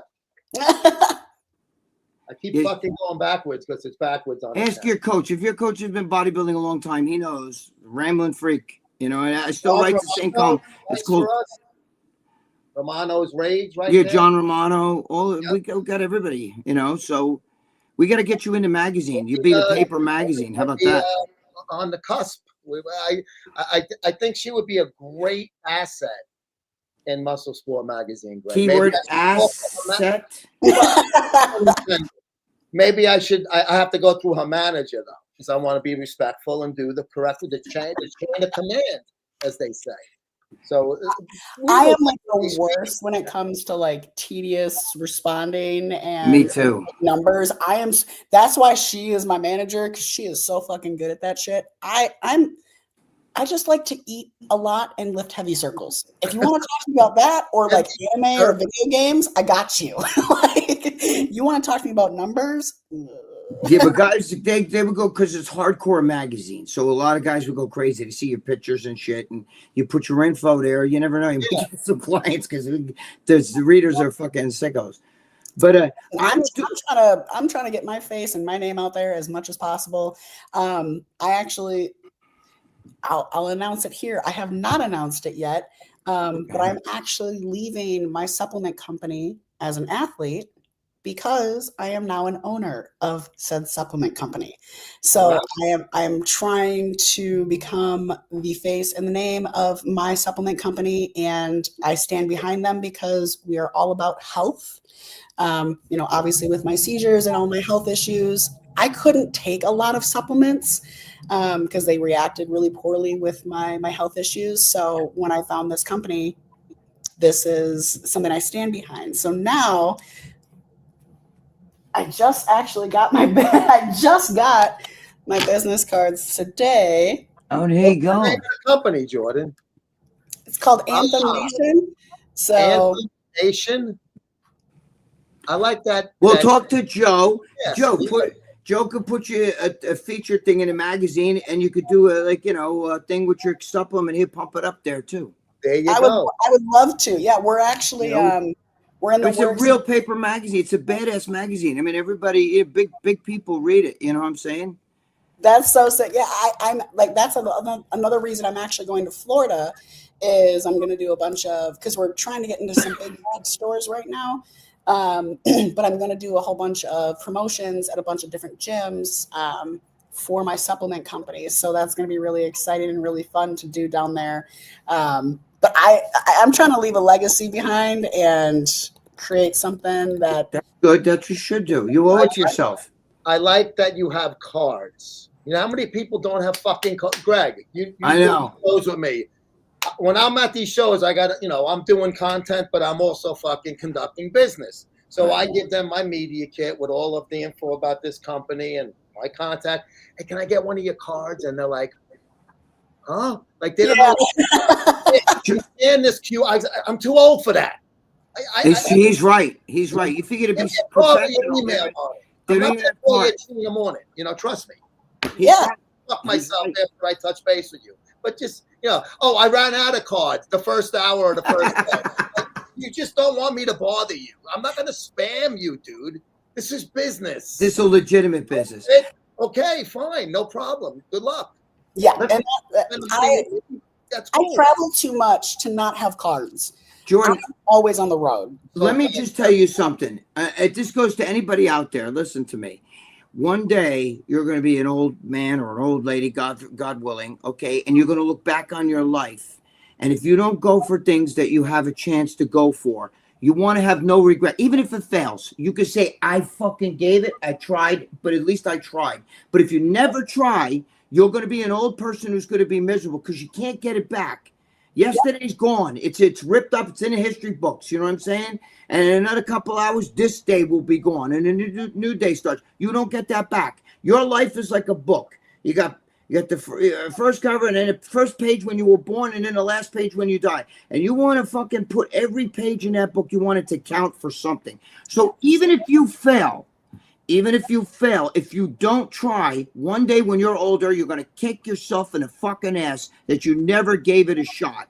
Yep. Give it a shot. I don't care. Listen to me, Jordan. If you said to me, you're not going to believe this, Greg, but I want to run for president, I would be like, I'm not sure if you'd win, but I would say to you, well, then you know what? Do whatever it takes. Get yourself, into some sort of Congress or something. Build it, but try because you never know. People laugh. If somebody would have said Donald Trump was going to be president in 2010, people are like, yeah, right, okay, yeah, Donald Trump is fired. Yeah, okay. You know what I mean? You never know, though. So what I'm saying is no matter what it is, even if it sounds ludicrous, the most insane thing you could even fucking imagine, but it's something that you want to do it. Do it. Because one day you're going to be older and you're not going to be able to do it. It's that window's closed. So do everything you can now. Everything. And you don't if you do meet somebody, they gotta complete you. Like you gotta be like this. You know what I'm saying? Where in Rocky's terms, we fill each other's gaps. You have to fill each other's gaps where you two are one. You don't fucking need where like you're gonna be, oh no, don't do this, I don't need to hear that shit. You know what I mean? You do your thing, I do my thing.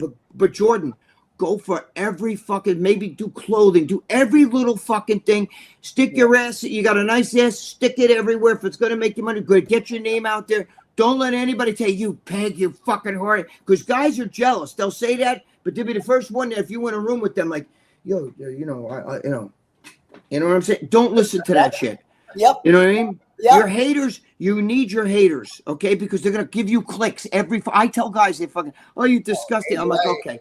Thanks for the click, you stupid fucking asshole. You hate me. So, listen, if I hate you, I'm not even going to watch your video. I'm not going to give you that click. I wouldn't give you the satisfaction of it. But you stupid motherfuckers, the more you fucking click on my shit, it's ka-ching. And just go for it. Don't hold back. The sky's the limit for you. If you say I want to come out with new sneakers, do it.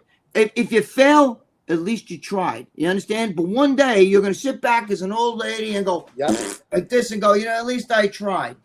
And that's what you got to be able to live with yourself.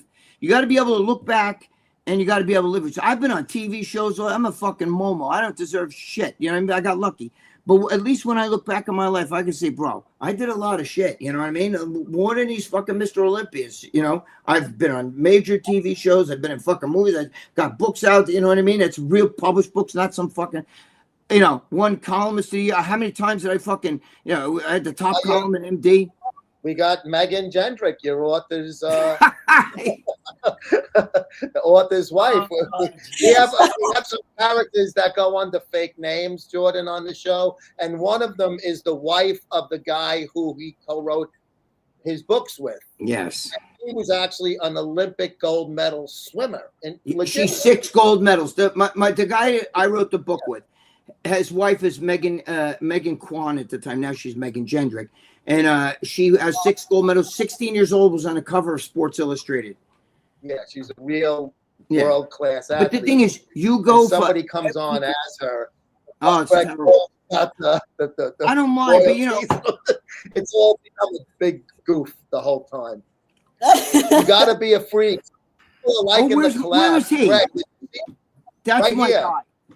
that new thing. You fucking Momo, you're a fucko. Yeah. He did the thing with you. That's a good, dude, you got to do one for Jordan. That would be great. Get some clips. Maybe she could send you some. You do fucking. He'll do a song like. Yeah, he's great. I was He's saying actually a freak. over and over. Yeah, Hell you got to freak. You're my guy. He would does shit with Palumbo and all that shit. But just go for everything. There's nothing too crazy that you could do. I would do a T-shirt with you tongue out and that split and shit. You know, I would make like a funky shit. You know what I mean? Like fucking market everything. Do it. And that's the thing. Like I have a lot of people in my life that tell me I need to chill, and I'm like, fuck that. Why? I don't like. I want, like you said, I don't want to look back at my life and be like, oh, I should have gone on that trip to New Jersey. Yeah. The New Jersey trip, I met you guys, that was so last minute. That was so incredible. I just got back from Olympia. I was like, I'm gonna chill at home for a little bit. And Lee was like, come out to New Jersey, and I was like, fuck it, like let's go fucking do it. And it panned out into something really cool. Yeah. I'm not gonna stop until literally I'm 6 feet under. Like I tell people that all the time. I will rest and I will stop when I'm dead. That's right. Because why? I don't want to look back and regret shit. Fuck that. That I lost too much of my life to addiction and bad relationships. Fuck that. I'm living for me now. I'm gonna do what I can to you got a long way to go. It's not like you. Oh yeah. She got a long way to go. Saturday, Jersey. There he is, Jersey Joe Zapata. That's my boy, Joe Zapata. Yeah, there he is, Joey. He was there on Saturday at the event. Joe, I hope that's really. He's been a watcher of ours. Great podcast today. Glad you all brought Jordan on today. As are we. Thank you, Dan. I would have to ask my nurse to sign me up. Does she do sideburns content? Obviously, he's very creative with the humor. He is very creative. He's saying that because that all like has some accuracy to it, so it's kind of creepy in a way, right? He's saying that because the real Charlie Arms, who I trained in the gym. I didn't train with him, but he was in the gym when I was 15 years old. And this is 1975. He had these giant pork chop sideburns, and he was a monster, and he was a bad dude. Nobody would fuck with him. You know? He was back then. The pork chop sideburns, like even Elvis had them. Mutton chops, like the big old mutton chops, like the 70s fucking guys. It was nice finding out more about her and her story. Daniel Zayas again. Yes, he's a long-time viewer. So you guys think that like these chicks just sit around like, yeah, I want to arm wrestle. You know, here, pull my finger. You know, they're not like that. They're actually the female bodybuilders are the more down to earth than a lot of the other girls who have their nose up their ass, you know. So I'm just saying, don't judge a book by its cover. Don't think because she's jacked, you know, she cries, she has emotion, she's no different than anybody else. She just takes care of her physique. Cry baby on the planet. You can ask Buff Bell. I cry a lot. Like I am the biggest baby ever. My co-owner of my supplement company, I cry to him all the time too. He's like, "You're just an emotional little jacked monster, aren't you?" And I'm like, "Yeah." That happens, but that's nothing wrong with that. That's actually, if you don't cry, it's bad. You know what I mean? You can't hold trait that we all have. So yeah, if you don't cry, it's bad. What's that now, Joe? We got a little clip. We're back on now, so I hope everybody's Greg, Mike is a very well-known coach, very involved in the NPC in that area, big guy. Okay. Thank you, Frank. I love Frank. Frank's my guy. I didn't know that. I'm sorry. I'm really bad with that shit, you know. Mike is like I said, he is an amazing coach. Tell him Gregg Valentino. He'll tell you. I tell him I said hello. Saying Alpha Asina is doing the crying emojis. Sharaf to everyone. What's going on? AJ, here's another one of our people from the UK. What's up, Age? How the fuck are you? Oh, here's your boy, Nick from upstate. What do you think? What do you think you need to improve on the most before you step on the Olympia stage next year? Obviously not for me or Greg. So. I'm going to sneak in when the lights, nobody's there, and jump on the stage. Yay. Joe and I will be on stage, but we'll be backstage behind the curtain. Yeah. Yeah, right. You back there with me. I've been there many a time, but go ahead. Yeah, no, something really in reality, like I said, my biggest feedback was my legs. And we have definitely brought those up in the reverse. Yeah. So right now it's just about muscle maturity. That was Tyler Mannon's biggest feedback for me was, I mean, I've only been doing this for 2 years. And even though I was a gymnast and I have a lot of muscle to me as it was, my muscle maturity, bodybuilding wise, is not quite there. So it's just about creating some density and some clean lines and just kind of maintaining what I have. I'm big enough. They didn't want me to get any bigger besides my legs a little bit. So just maintaining and kind of going from there and getting some density. Just go in there and be the best that you can be. Just beat yourself from your last company. Remember, Ronnie Coleman placed last for years. He was last. He placed last for years. I know Ronnie forever, you know, and he placed last for years. And then all of a sudden, it may take you, if you place last, it doesn't matter. At least you got your ass up there. Correct. Okay. And and then you go to beat your last condition. That's all you can do. You can't say, I'm going to beat that girl or I'm going to beat that girl. Beat your last condition and just go in there the best you can be. As long as you're the best you can be, you can hold your head high. There's nothing worse than going in there and you do like Rube Goldberg, you fuck it up, you know, slipshod, so to speak. And then you can't look in the mirror at yourself, say, like, I let myself look at it and I got up on stage. Oh my God. Just be the best you can be. If you place last, it doesn't matter. At least you did it, and you're gonna climb. Yep. And that's all I've said to everybody when they ask me that kind of question is just like, you know, what do you want for your next, you know, your pro debut, for the Olympia? I just want to be better than I was last time. That's all I care about. And right now I'm already in that position where I know I'm going to bring something better than what it was. And I have a whole year before the Olympia, which means I have a lot of time to really fucking demolish that girl like a pro card. Yep. Right. You have a lot, and you know you never know what's going to happen and where you're going to go. You know what I'm saying? But if you don't try, you'll never know. If you don't enter the race, you'll never know. It doesn't matter if you place last. Ronnie Coleman placed last for a couple of years. He couldn't understand it. You know what I mean? I don't know who the fuck he was back then. That's no right. Media, wasn't in the magazines. He was just like a guy who just was in the contest placing last. But I'm just saying.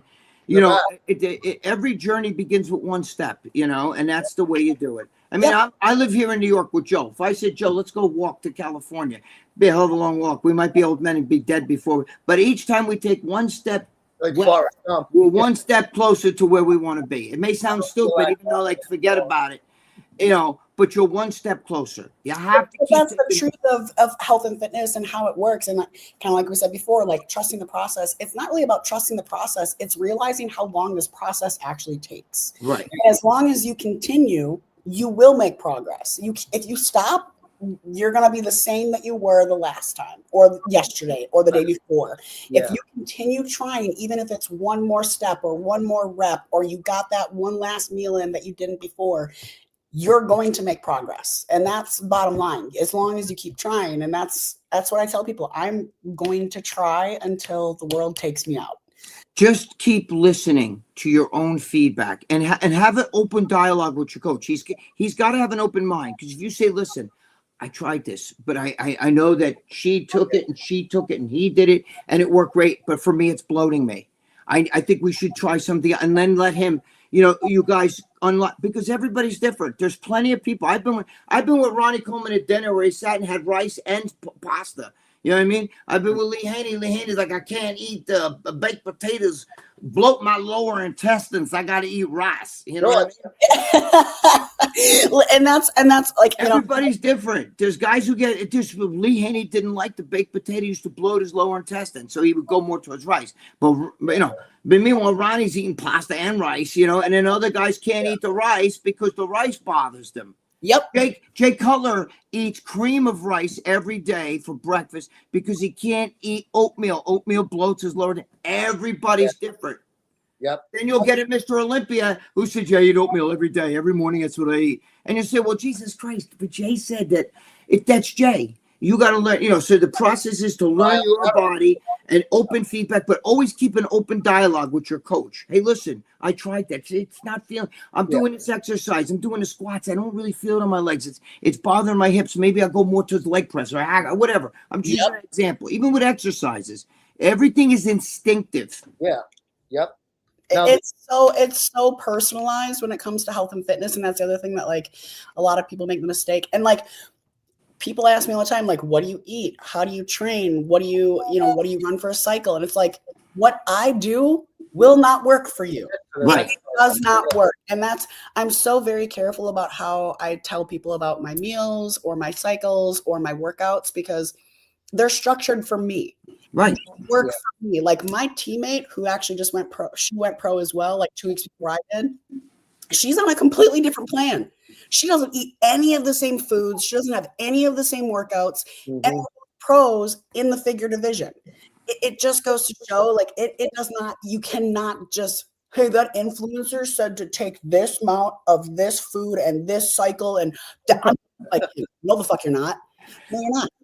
But it even goes with training, because each person has different muscle bellies, different tie-ins, and different distribution of muscle fibers. So some guys can just use heavy weights all the time with everything, and they get bigger and thicker. Other guys, need more reps, more, they have more red fiber, which is, slow twitch, which is like, more sets, more reps. Everybody's different. So you can't just go by, like Arnold Schwarzenegger once said, I tried to do what Mike Mentzer did. I tried the heavy duty training, and he did it with Arthur Jones. And he said the worst thing that could happen to a bodybuilder happened to him. He said it got smaller and smoother, but it worked with Mike Mentzer. It's not for everybody. Yeah. Okay. Arnold with the famous story, Arnold training with Sergio Oliva, and he did like 35, 40 sets of biceps. And Sergio Oliva said, dude, I'm cooked. I'm going to go hit the shower. And Arnold to go in there. I got to do another 10 sets. Everybody, you understand? But everybody's different. So you got to find out what's right for you. And always give that feedback to your coach. Make sure that he listens. Don't let him tell you, no, you're wrong. Your body's never wrong. When you're tired, you sleep. When you're hungry, you eat. Your body sends messages all the time. You have biorhythms. There's certain times where you can get no sleep and you run in that gym and you're ripping it apart. And there's other times you sleep fucking 10 hours and you're just always tired. You know what I mean? It's biorhythms. And there's you got to tap into that too. You got to know that certain times of the month, this isn't just girls, guys. It's everybody. Certain times of the month, I just got it, bro. It's clicking. And other times in the month, no matter what I do, I can't get a pump. That's biorhythms. Correct. I mean, and like with workouts, like there's days where, I have my workout routines.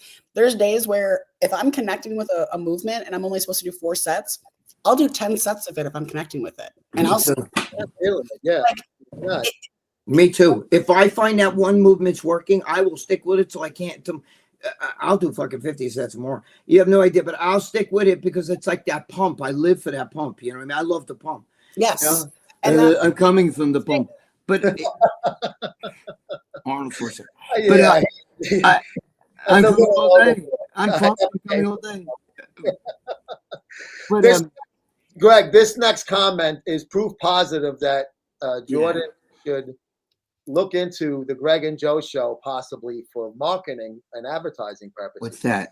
Andrea wants to know, how can I get you as my nutritionist? Me? Yes. Hey. Maybe Gregg, but not me. No, I don't do that.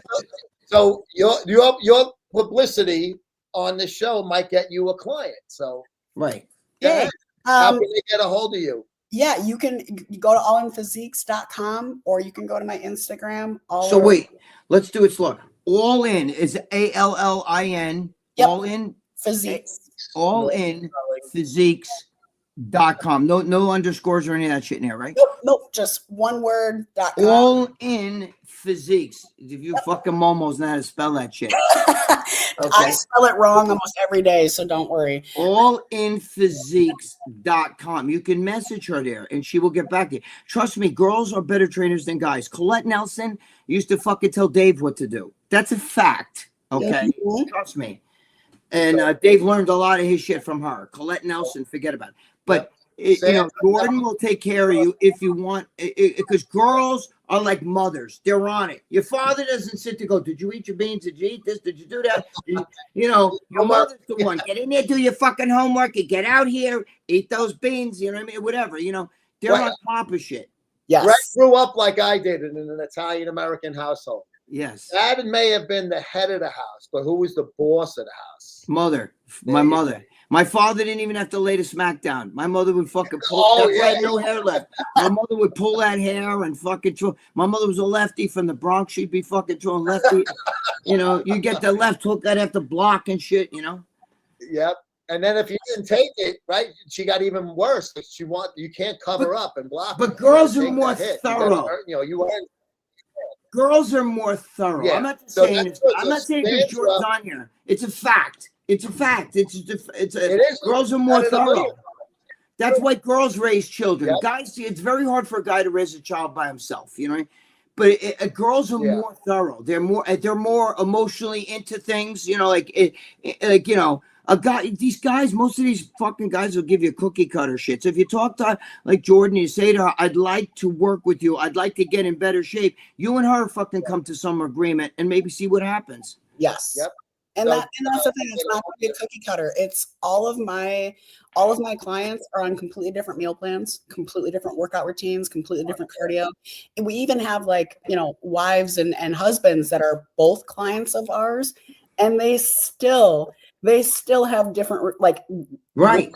and food. And I've gotten a couple of them that are like, well, how come, you know, my husband gets to eat that and I don't? I'm like, because your husband is a 6'4", 250-pound man and you're 5'2", 100 pounds. That's why. Like, you guys are completely different humans. Right. That's why. Like, yes. you know, so it is a very wild, drastic thing when people see how in-depth and personalized my coaching is. They're like, oh, this is different than what because they've had other coaches that do cookie cutter. And I'm like, that doesn't work. Shocker. That's why you're here. Like, you know, and I'm all, like I said, Buff Bell, she is very much the motherly one. I am the one that says, well, you came to me because what you were doing wasn't working. So I don't really care if you don't really like the rice or the chicken, you're going to eat the rice and chicken. I'm very much that coach. And, you know, Buff Bell, she's very much, well, like, you know, let's figure out how we can cook it to make it so that you can eat it. And I'm like, just suck it up and do it.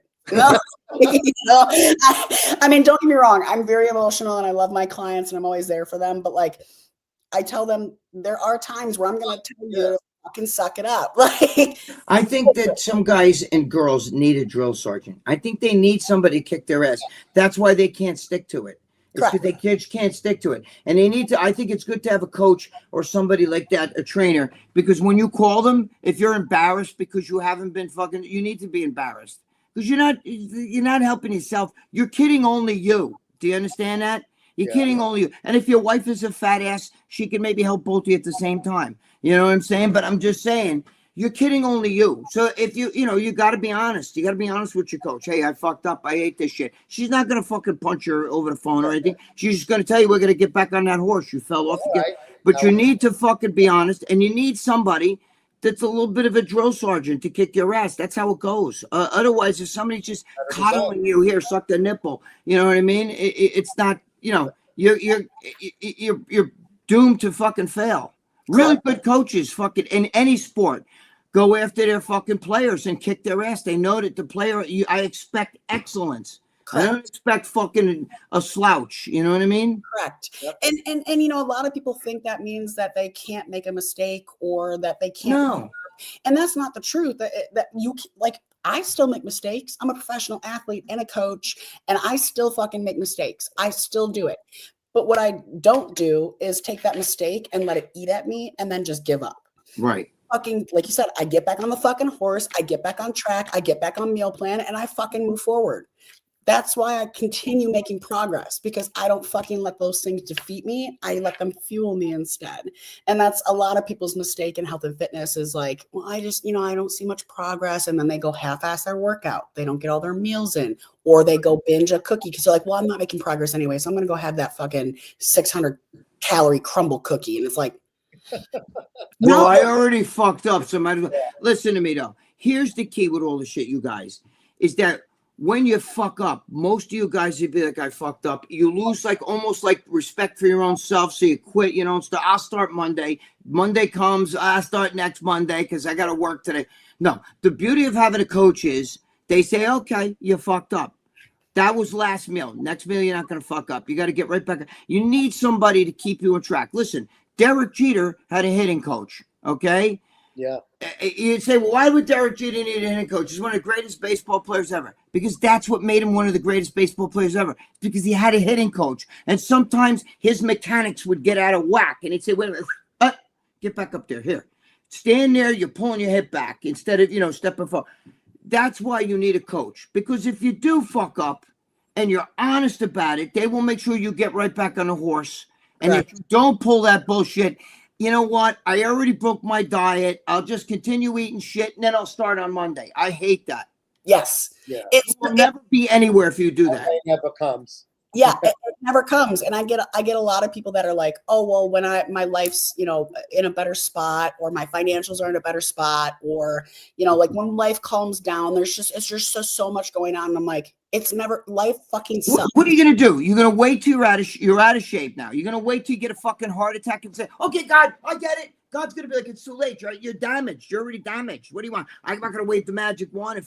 You got to do it now. Stop fucking around. You're like people that go out and buy a treadmill for their house, right? They walk on it 1 or 2 days. I'm tired. I'll do it tomorrow. That's right. Then it becomes a clothes hanger, and then you throw it out 3 years later. Me and my girlfriend pick it up from the front of your driveway, and we sell it at my house. Yep. You know what I'm saying? Yep. That's exactly what happens.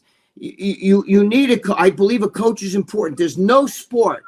There's no athlete. Mike Tyson needed a coach. He said, well, geez, he could fucking punch like a motherfucker. Why does you need a coach to keep you on track. There's nobody. There's no professional athlete or anybody who's successful who doesn't have an objective eye and a coach. Yep. Fact. It's a very good comment by Danny. He was fit and healthy until he was 30. Then he had a kidney removed from cancer. They gave him 6 months to live. He's still here 8 years later. Not without problems, but this show is great for me as I can't move much right now. So he's getting a little something out of this by, the discussion that we're having today. Even though like I said, he's had a fuckload of health issues, this poor guy over the years. Listen, every journey begins with one step, Dan. Even somebody like you, or even if you can't train, if you talk to somebody like a Jordan who can maybe put you on a meal plan, look at somebody. Doctors don't know shit. You know that, right? If I listened to doctors, I would have been dead a long time ago. Okay, I had throat cancer, I had all that shit. Listen to me. Sometimes what you need is sometimes you need a monster, right? You need somebody. It's not a hero. You need a monster. Sometimes you need somebody to go, hey, listen, come here. This is what you need to do. Get up out of that fucking bed. All I want you to do is walk around the room, trade 5 times, 10 times. Okay, then I want you to, this is what I want you to eat for the morning. This is what I want you to eat for the night. And start taking this supplement, that supplement. We're going to start working on the liver. Let's blast you with some milk thistle, some fucking knack, some tutka, all these other things. And then before you know it, you're fucking no longer laying in that bed. Okay, you don't have to be training in a gym to have somebody as a coach. You need somebody to get your fucking ass up out of that goddamn fucking bed. You're not dead. There's no fucking ticket on the bottom of your toe saying this is an expiration date. You have no expiration date. Okay, you if you want to change your life, get somebody. You may have to pay some scott but you're willing to buy new rims on your tires for your car, right? You're willing to fucking go out and buy fucking those nice fucking new Trek rubber pads for the, whatever you call them, Joe, what do you call them? The mats in your car and all that shit. You spend money, but you won't spend money on getting your own life together. Spend a couple bucks. You need somebody to fucking be in your ear. Hey, walk around that fucking room. You walk 10 times around that fucking room. Then you can get back on that bed. And then you wait 5 hours or whatever. Then you walk another 10 times around that room. Before you know it, Danny, you're walking. And you put you on the right supplements, the right food. And then down the road, you start a gym. But every journey begins with one step. Take that step. Call a girl. Check her out. See what she has to offer. He's already proved the doctors wrong. They gave him 6 months to live. Prove them wrong now. Get your fucking ass up and run a marathon. Yeah, prove them wrong again. Yeah. Run a marathon. You don't need to get somebody like Jordan. You don't need to get her to just get you to win a bodybuilding show. Who gives a fuck? Maybe you want to run a marathon. She was once a gymnast. She knows. Listen, I hate to tell you, no matter what sport you want to play, you still got to get in shape. You still got to eat right, and you still got to do the same training. Whether you're bodybuilding, whether you're a baseball player, whether you want to play fucking checkers, chess, it doesn't matter what it is, fucking fencing. Okay, it doesn't matter. You still, to get your body healthy, you still got to eat right. They still got to fucking train. It doesn't matter what you do. It's all the same, okay? Even if you say, yeah, but Jordan's a bodybuilder. That's just what she is. But she also knows about nutrition, training, and all that stuff. And she can help you get on the right path. Doesn't matter if you want to be a bodybuilder. That's the big misconception. Is that like, well, I don't want to be a bodybuilder. Even taking a protein powder, but is that for bodybuilding? No, sometimes people can't get enough protein in their diet. You know, even if you're laying in a fucking bed and you're feeding you junk food all day, maybe you need a little protein in you. You know, that's why you need somebody to talk to. So if you want to take a chance, what's the name of the website again? Allinphysiques.com. Allinphysiques.com. Yes. Right to join. Allinphysiques.com. Stop fucking around, you guys. Seriously. I mean, I tell people all the time, what would you rather have? You laying in a hospital bed because you didn't take care of your health, or you spend a couple $100 a month for a coach, nutrition, and proper groceries, and working out at a gym for $10? You go spend that on fucking video games. You go spend that on fucking new rims for you. I hate that shit. Look, Yep. I got those WeatherTech fucking mats. Yeah. Really? But your fat ass ain't gonna, you know. My friend who's fucking 519 pounds. God bless him. You know, I love him, Joe. You know, my friend Chris. Yeah. He fucking fell on a fuck. He's 519 pound, you know, typical Guinea bastard. You know what I mean? The Italian from Brooklyn. Hey, fucking, you know, sit there, eat, you know, all this shit. He fucking fell. He fell right in his house because he drew his back out. So he fell on he laid on the floor. They had to call the fire department to get him up. You know what I mean? Because he's so fucking big. I tell him, dude, start losing weight with it. Why you want to live like that? Yeah. You don't have to be a bodybuilder to get a coach is a coach. You understand? You don't need to be just get your fat ass up and start fucking doing something. Or you're gonna wait till the fucking heart like this, and then you say to God, okay, God, I'm ready. I'm ready to start that program. Don't wait till it's too late. Yep. And that's the thing. Like, people don't understand that also, if you wait that long, sometimes the damage is done. And there's nothing you can do to reverse it. But most people, Jordan, don't even know how many people wait. You tell people, an older man, older woman, yeah, I'll do it. You know I got to stop the cigarettes. And all of a sudden, the fucking doctor tells you might have cancer. All of a sudden, they got to stop the cigarettes. Okay, now I'm going to start eating better. And wait. I've been telling you this for years. If you would have stopped the cigarettes, you know, 5 years ago, maybe shit, you know, why do you wait till the Grim Reaper standing there going, you know what I mean? Correct. And that's it's wild because, like, they'll say they don't have the money and, like, healthy food is not affordable. And I'm like, you're spending $50 a day on fast food and gas station food. That's a lot of fucking money. What do you mean? Like, your $10 Starbucks Frappuccino in the fucking morning, you're telling me you can't, that's not going to cover a car. Get out of here. Like, yeah, my friend, the one that fell on the ground, he wears Yeezy sneakers. Yeezys. I'm like, he has a good job. I'm like, you know, he's a typical Guido fucking Italian from Brooklyn. Yeah. And he got the hair and shit. Hey, fucking you just fucking put your sneaker up against my sneaker. And he goes over there and rubs it off. He puts it in the box. I'm like, bro, if you took care of your body the way you take care of them fucking sneakers, you spend $800, $1,000 on a pair of Yeezys, but your fucking fat ass is over there eating fucking Death by Chocolate cake. You know what I mean? you buy the new fucking phones. You buy the new fucking. Right, that's what I'm saying. Got a new app. Playing a fucking waste of life. That video game shit. I have no tolerance for that. But. You know, you'll spend money on that shit, but you won't spend money on to get yourself in shape, you know? And I think you all got it. So who was laying in bed? Who was it, Joe? Danny Boy. Danny Boy, I love your brother. Listen to me.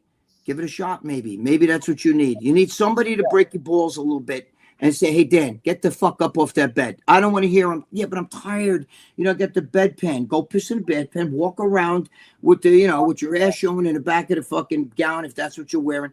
Walk around for fucking 10 laps around the room, around a shitty little room. Yeah. And then get it, and then figure out what you're gonna do with maybe eating plan, maybe take the right supplements. All of a sudden, in a couple of days, you're gonna be like, Jesus Christ, you know, I'm walking all of a sudden, and I'm starting to feel better. It takes no time to start feeling better immediately. Yep. And that one of my favorite shows that I actually used to binge watch when I first started bodybuilding was My 600-Pound Life, because Dr. Now is so right. Like, y'all are eating yourselves to death and you're mad Doctor because was you great make on it. move. Right. It's like, Yeah, he would fucking give them shit, that You doctor. see that, Lucia? She watched your mother's show. My 600 pounds. Oh, oh my God. She's your height. God, Jacob, you guys are great. The best show, Raw and Naturally. Greg and Joe keep the good work. Great guest. Thank you so much, Jacob. My mother-in-law. She's a nice guy. She has the goatee and everything. Lucia's like, yeah, I gotta shave that. But you know.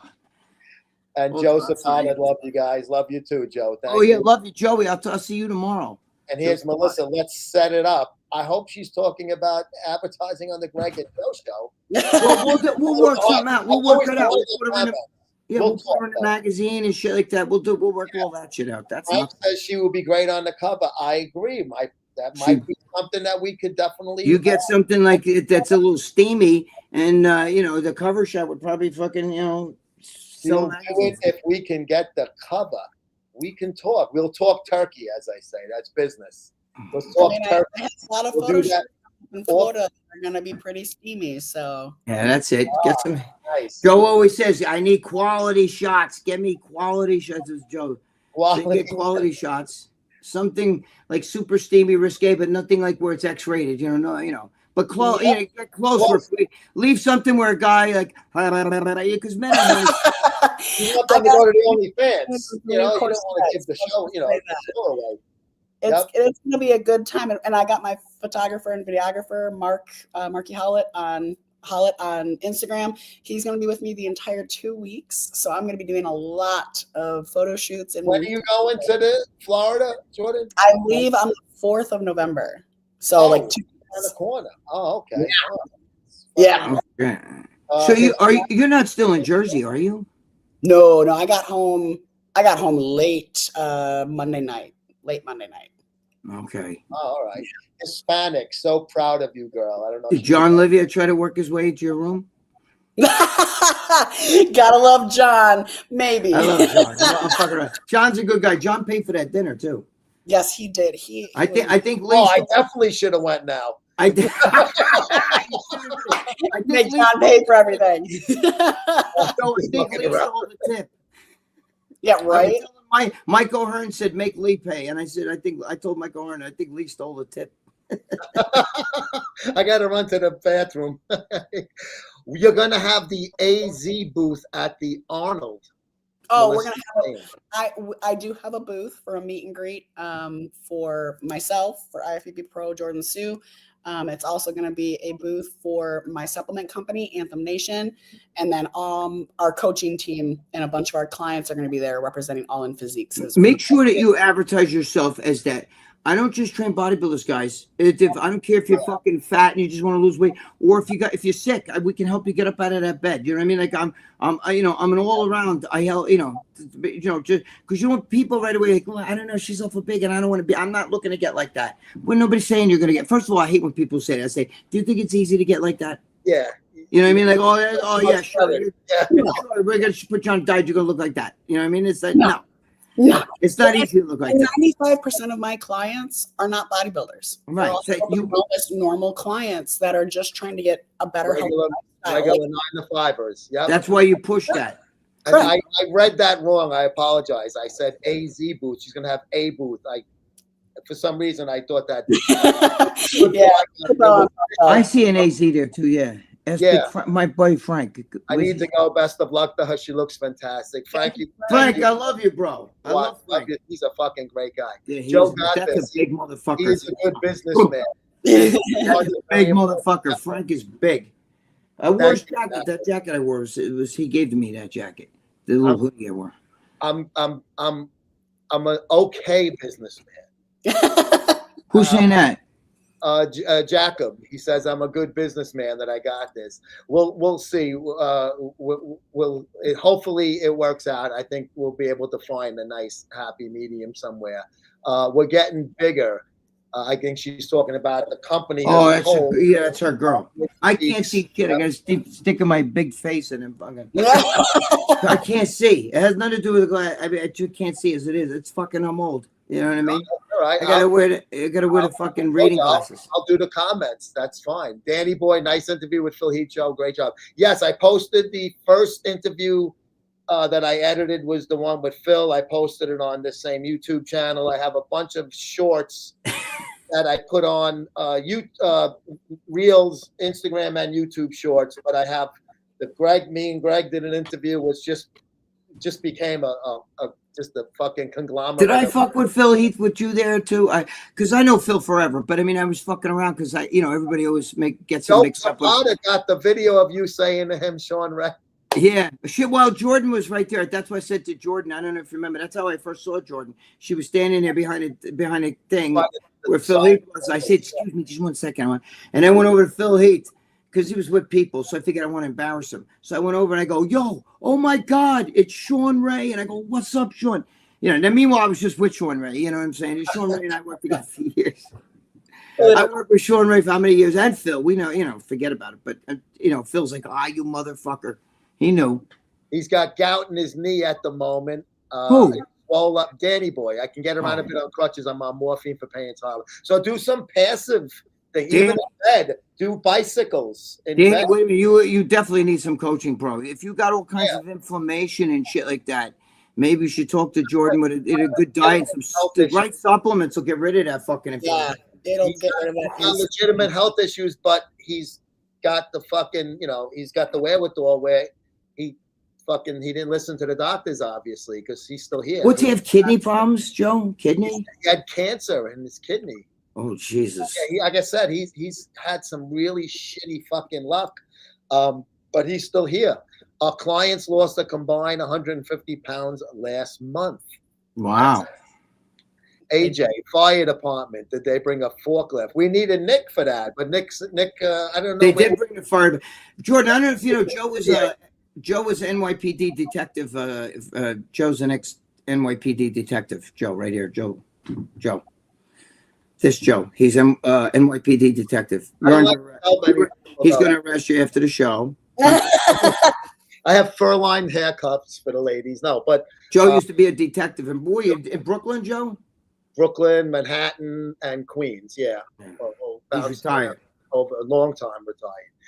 The way that things are gone nowadays with that, I almost don't want to even admit it because it's become like I don't admit I did anything with that shit either. It's so bad, it's horrible, and New York City is a fucking it's such a shame, Yeah. Our city. Jordan, where are you from originally? You said you moved to Ohio. Where'd you grow up?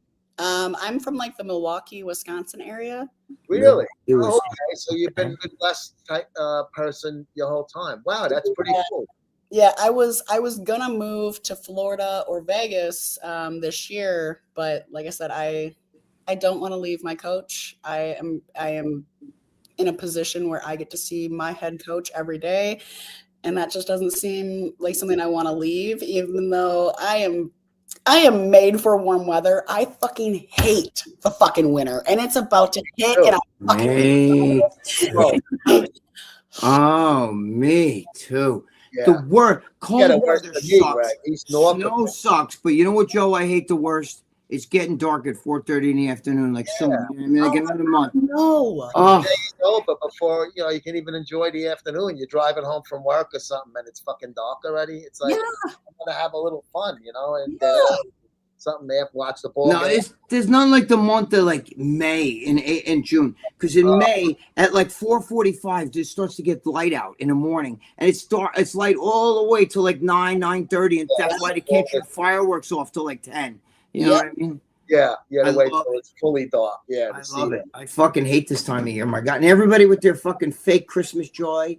Oh, bring out the VI, all gone. I like the Christmas. You I don't like your Christmas weather. Oh man, I hate all that fake Christmas joy to people. I believe in Santa Claus, though. I do. My kids are adults. I still put the cookies out. You know what? fucking eat half of them. Yeah, we do that shit too. I remember kids, we literally, oh, he was here. He left a little crumb. You know, he drank part of the milk and left a couple of crumbs. Meanwhile, you have cookie like crumbs on your fucking. Literally. I mean, if you want to send some cookies my way, I wouldn't. There you go. Talk to Mr. G. He's got the protein cookies. They got the where is it? Enhanced has protein. Oh shit! Yeah, I forgot about that. Enhanced pancakes, and I was trying their snacked that stuff. They have some really good stuff for their sister company. I am a very bad word for some waffles and some pancakes. Don't fucking mistake. I will fuck up some pancakes and waffles. Yeah. Oh yeah, my girlfriend too. And they're good for you. These are already done, and you don't have to just open it and eat it. It's check it out. It's my girlfriend too. She likes that shit. It's in a package like this. So you can throw it in the fucking car, in the bag, whatever, in the suitcase. Tony Hugh Jones that Tony Hugh Jones that company. Just send it my way. I am all about. You don't have to heat it. You can, you just eat it. You don't have to heat it. You just eat it. You don't have to heat it. Greg, we've been on for over 2 hours. Have we really? Holy shit! Yeah, I know that you have something to do. I'm waiting for my daughter to show, but she's not here yet. Yeah, so. But I'm sure Jordan also has stuff to do. So I'm gonna cut it off there. I did get through the comments. One more from Danny Boy. Let's get Danny Boy's in before we cut it off. Thanks for all the advice, guys. I'll be up and around in a week so I can get back to the gym. There you go, Danny. Danny. He's got something there that's fucking him up, and he knows that once he gets up, he can stay up. So allinphysiques.com. Yep, allinphysiques.com. Guys, check it out. And just see what she has to offer on there. Contact us. Prices are going up very soon. So if you want to lock in and get grandfathered into my old prices, I suggest you sign up now. Just saying.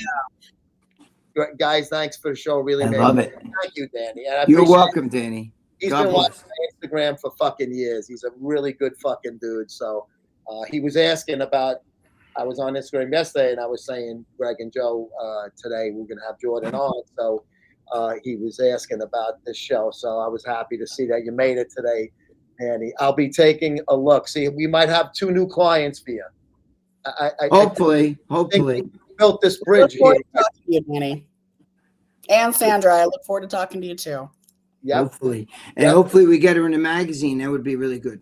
I think I can talk to somebody. I think I know the owner, Greg. Of Joe Pietaro. I think I can. The owner of what? Joe Pietaro is the name of the owner. He's a little bit of a. He's the owner of a magazine. I mean, he put the good word in though. But he'll have a talk with himself, is what he's saying. Yes. I'm all about it. She keeps doing that tongue thing, and I think it's a done deal. She's one of the lizard people. I hate when people talk stupid. Oh God, Donald. The lizard people. I don't believe any of that shit. If they look like her, I'm in. Lizard people are fucking. But they're good to me. If they look like her, Joe's like a little cricket. He wants to get eaten. Lizard, you put the little cricket in the tank, and the lizard goes. With that tongue, it comes out like this in the fucking egg the cricket. Yep, that's dinner. Yeah. Oh God. Allinphysiques.com is the site. Make sure you check it out. Thank you. Love you too, Jersey. Right, and you can look for her on social media, Joe. Right, Jordan, but it's Jordan.